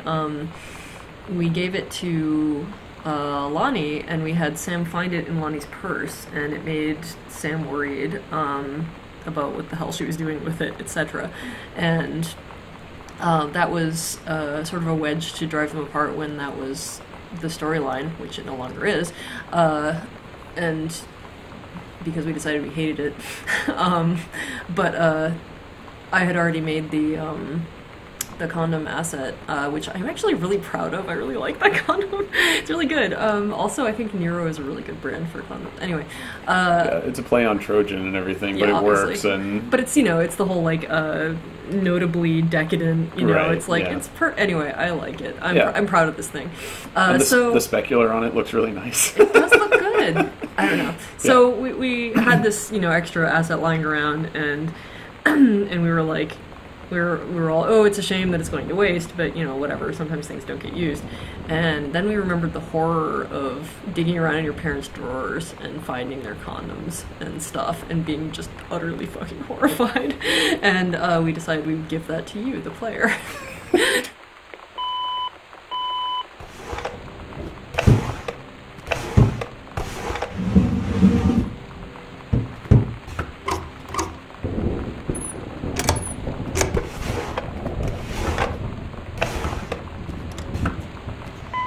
One of my favorite things that came out during development was someone wrote an email mistakenly referring to Mittens, and Steve replied in the voice of Katie, saying, "It's just Mitten. She's only one cat, Mom."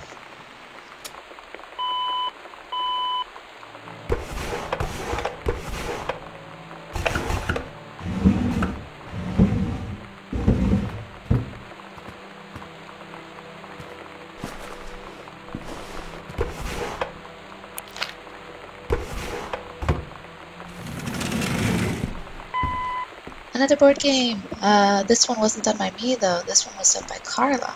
But I really like it because the ghost figures on the back of the game are actually long-deceased family members of mine. When I was home at Christmas, I was digging through my family's basement, sort of getting an idea of what a basement has in it, just sort of for set dressing purposes. And while I was down there, I found a big box that my family actually hadn't seen. We got a big box of things from my grandmother after she passed away. And inside this box was all these tintypes, love letters and sort of emigration papers and notes from as far back as the 1850s when my family had emigrated from Scotland and Ireland. And I asked my family if it was possible that I include these in some sort of artistic project, and they said sure. They gave me their blessing. And I scanned them, and I didn't know if they were actually going to make it in the game, but then I saw that Carla had made this game, and really like that they showed up as ghosts on the back of it. And it's sort of, I think, a nod for idle film systems who really feel quite passionately about ghosts, as it turns out. Surprise! So there's a lot less density in the house than there would be in a real house. Like, if you look around your house, there's just junk piled everywhere, probably. Maybe like, it's just our house. I think it's most house. Oh, you're right. But, so, our strategy was you either fully invest in something and, put, like, a plausible representation of this aspect of a room in, or you just don't put it in at all, and the player will fill in the gaps between, like, oh, these are all the things that represent the kind of room I'm supposed to be in, and it doesn't jump out at me that there's no toilet plungers in the bathroom or whatever. But the biggest instance of this that I think actually totally worked, because no one has ever called it out, is, surprise, think about it, there are no shoes in this house. Ta-da! Where's your brain now? and I don't think anybody's noticed it, and I think it's because if we had put one pair of shoes or two pairs of shoes, people would have said, where are all the rest of the shoes? Right. But really, to have a plausible house, Mom would have to have 10 pairs of shoes and her work boots, and Dad would need to have some tennis shoes and some work shoes, and so on and so forth. So we just said, there aren't going to be any shoes, and we hope nobody notices.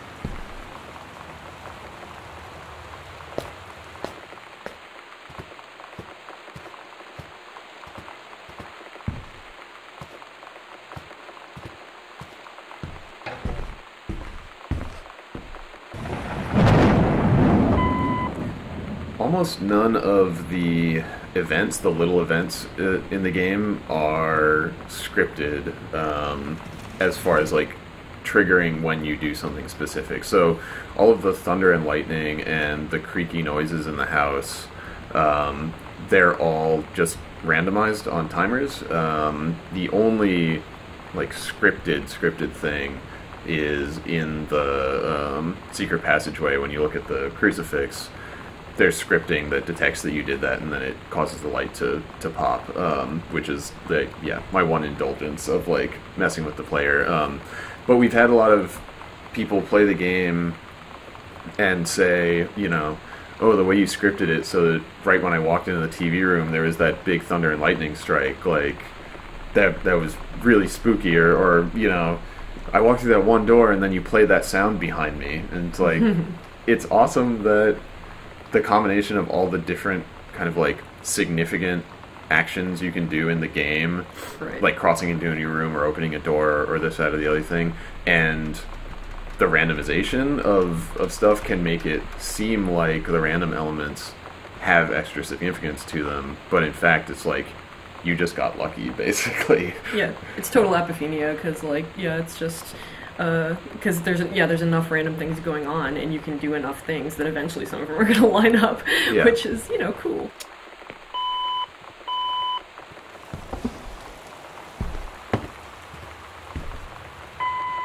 I really enjoyed playing Gone Home. I have to say it was pretty exciting to find the Heavens to Betsy tape, you know, because that was really, I mean, those songs really did come out on a cassette tape at the time, and that really was how people discovered the music, was getting a cassette tape passed around.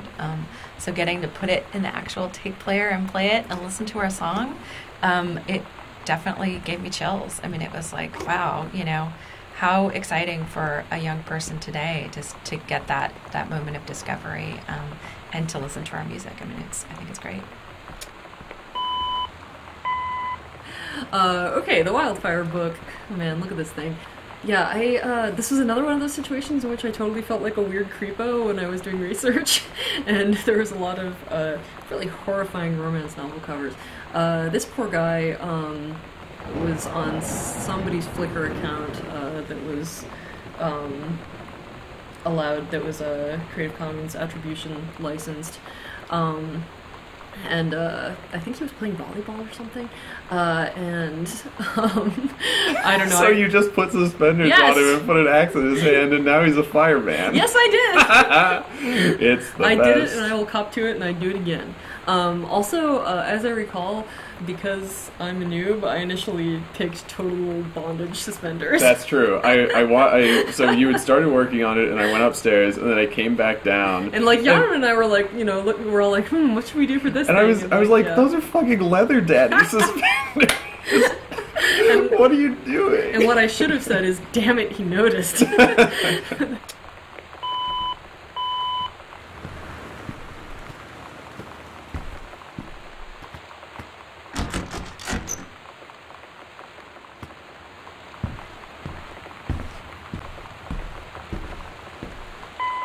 You want to talk about a place for Christmas Duck? This is where Christmas Duck goes. Oh, it's Christmas Duck's little house. It's his little house. That's where he goes. He goes into it. There was something that I always assumed would happen. I know that some people did do it because we got tweets, you know, like on the day of release or whatever, of people referring to this. Right. But kind of based on the gnome in Half-Life 2, Episode 2, or whatever, and just a general, I think, instinct to take the first kind of personified thing that you encounter and drag it around the house with you. Yeah, you know, like try to take it to the end of the, like take it all the way there with you or whatever. I knew that some people were going to take Christmas Duck all the way from the beginning of the game to the end of the game, and that we needed to pay that off somehow. I used the putback system that in almost all cases is just used to, okay, you pick up a Kleenex box and now you can put it back where you got it. But in reality, I can put one of those putback triggers anywhere in the game that I want. So there's one putback trigger for Christmas Duck where you initially pick him up, and then I put another putback trigger for Christmas Duck here. But yeah, if you bring Christmas Duck up here, you get Katie's interaction prompt that says, "There you go, Christmas Duck," and you put him back in his little nest, and he gets to go back to his home at the end of the game. Good old Christmas Duck.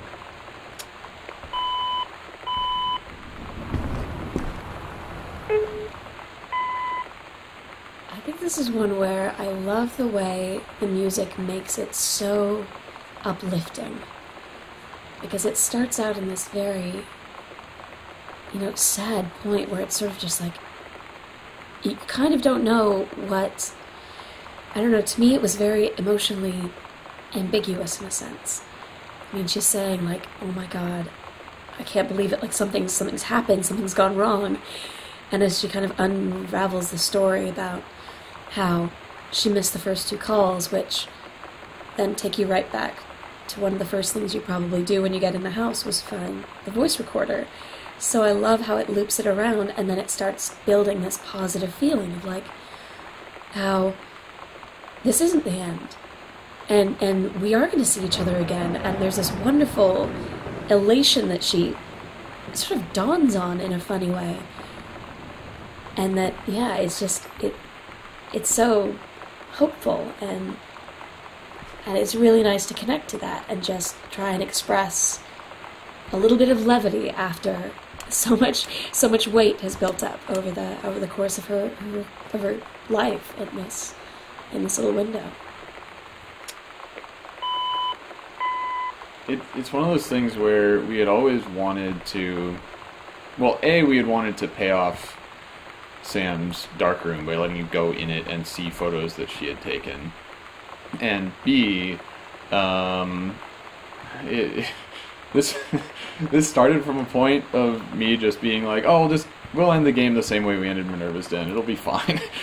But between those two things, we initially figured we were signing up for photos that would have taken a lot of time and effort to make, of like a photo strip of the two of them in a photo booth, which would mean like let's do 4 pairs of photo painted photos of these characters, and just like pictures of them in the mirror together, and all of this very high cost facial rendering basically for Carla to do, because we had we had this style that was like, okay, you do photo collage and then you paint it over to make it look consistent, and it's a lot of work, and it's hard to get the pieces and the lighting and the poses and everything looking right. I'm just not that much of a pro in order to be able to do that fast, and so yeah, it would have been months. Yeah, so we have the one very close-up photo of Lonnie's eye, and then we just brainstormed what are evocative images of the two of them and their life that we could create without having to show their faces a bunch. And I think that, like so many things, taking a step back and only, seeing the implication of these characters is probably a lot more powerful than if we had just made a bunch of pictures of them looking at the camera. Being less literal is definitely more meaningful in this particular case. Yeah. To the extent that I remember when I took these holding hands photos with Rachel. I don't know. I took a dozen, something like that, different versions of them, and then I was going through them afterward to try and find the one that I wanted to use to Photoshop in the letters on the heart and everything. And I found myself thinking, oh, these are all so sweet. And like, I had just taken them 10 minutes ago with my roommate, and it was just like, somehow this here is more evocative and meaningful than a happy face, I guess. But anyway, yeah. I was fooled by my own shtick, which is extremely silly.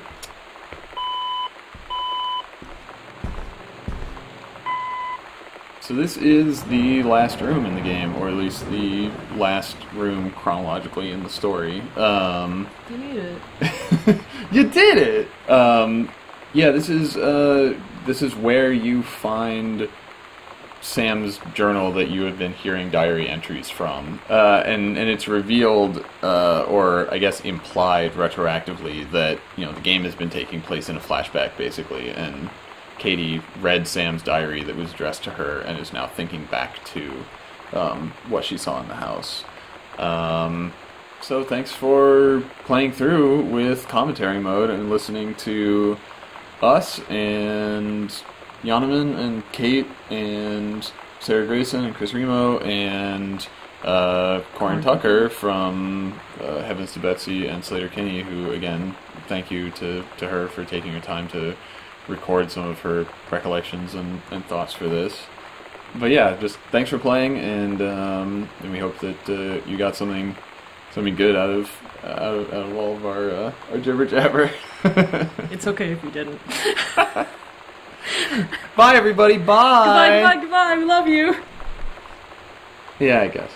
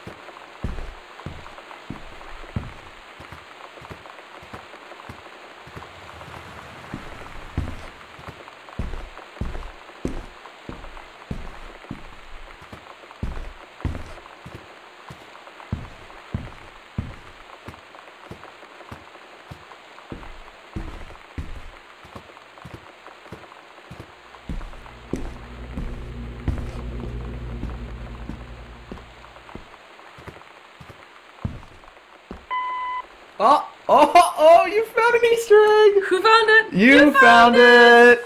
This is the best! You looked up! No one in a first-person game looks up! Because there's no rewards to looking up. Because it's hard to look up. Also, you weren't allowed to look up in, like, Wolfenstein? And Doom, I guess. It shot higher if there was an enemy higher. Oh, yeah. If you go get something recyclable from the recycle bin, I made it so that when you throw it way further than a normal thing, and you can knock the basketball out of the rafters and then carry it to Sam's room, and then when you make a basket, either by just throwing it through or by dunking, you get a present. You get a present, which is pictures of our cats showing up on the television. And cats that we know. Cats and friends of cats. Yeah. Yeah, sure. And we also we did a final wrap up, like a pickup voice recording session with Sarah Grayson, and we just went in there to re-record a couple of lines because we wanted to go a different direction with them after we had put them in the game and listened to them and everything. And we had some extra time, and it was like, what are we going to do with this extra time? And we didn't know. And then we were like, we did want to make an Easter egg. What if you just reread one of the audio diaries, but instead of words, you said meow? And she was like, okay. If you say so. So we went back in. Game and as she was hell. a champ. Yeah. And did it perfectly, and did not break face. No, and Josh, our audio engineer, I think, just had no idea what the hell was going on. He was kind of buff. It was good shit. And yeah, at the end of the audio diary, when you make the basket in Sam's room, you can hear from outside the booth us starting to laugh before the audio cuts off. It's a beauty. Yeah, no, Easter eggs are fun, and again, congratulations for looking up.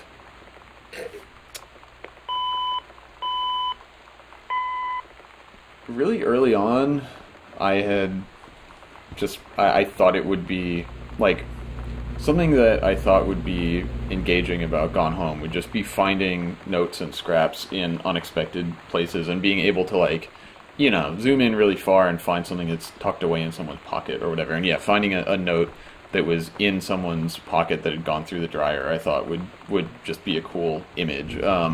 And so we were always going to do this, and we ended up making it this specific note from Lonnie to Sam, which it wasn't this for a long time. Yeah, we had a few different go-rounds. It was the one that's in the garbage can in the garage was here for a long time, and this one didn't exist, and there was no note in the garbage can in the garage.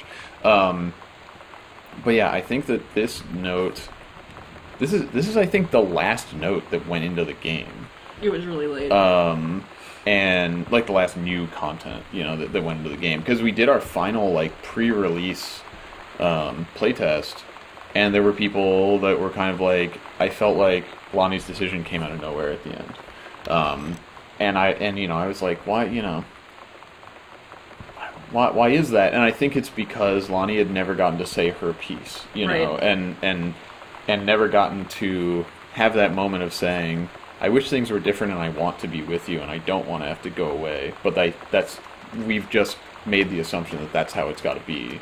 To give you some context for her, when she actually had to confront it, saying like, you know what, I can't live with it being that way. And so this was her chance to speak just from her own perspective about why she felt like she had no choice in the matter, and then what she was deciding against when she, you know, changed her mind when she finally had to like ship out.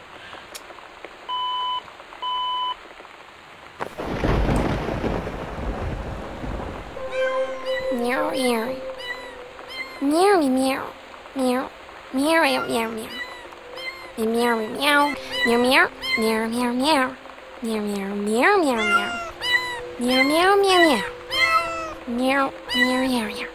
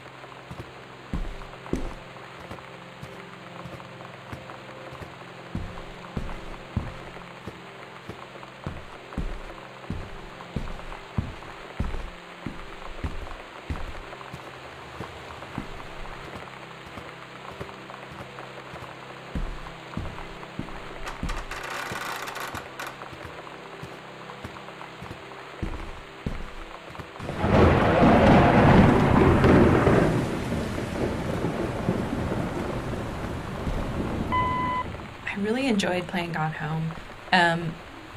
I have to say it was pretty exciting to find the Heavens to Betsy tape, you know, because that was really, I mean, those songs really did come out on a cassette tape at the time, and that really was how people discovered the music, was getting a cassette tape passed around. So getting to put it in the actual tape player and play it and listen to our song, it definitely gave me chills. I mean, it was like, wow, you know, how exciting for a young person today just to get that moment of discovery, and to listen to our music. I mean, I think it's great.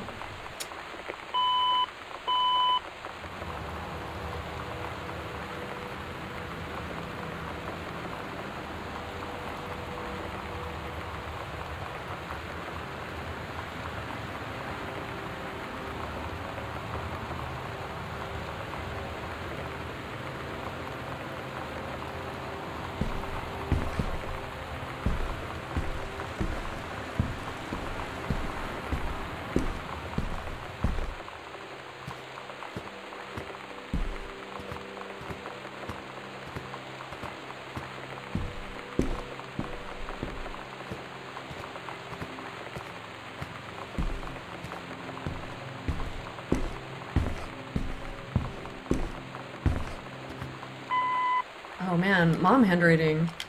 We went through a lot of different moms for handwriting. A lot of different moms contributed handwriting for a game. At first, let's see, how did we do? What were we doing first? I think I just did it and it wasn't great.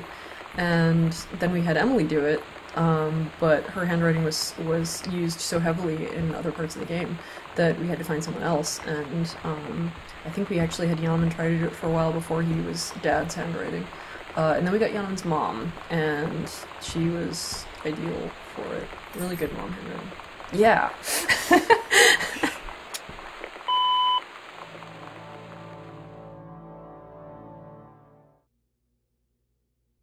Katie, I'm so sorry that I can't be there to see you in person, that I can't tell you all this myself.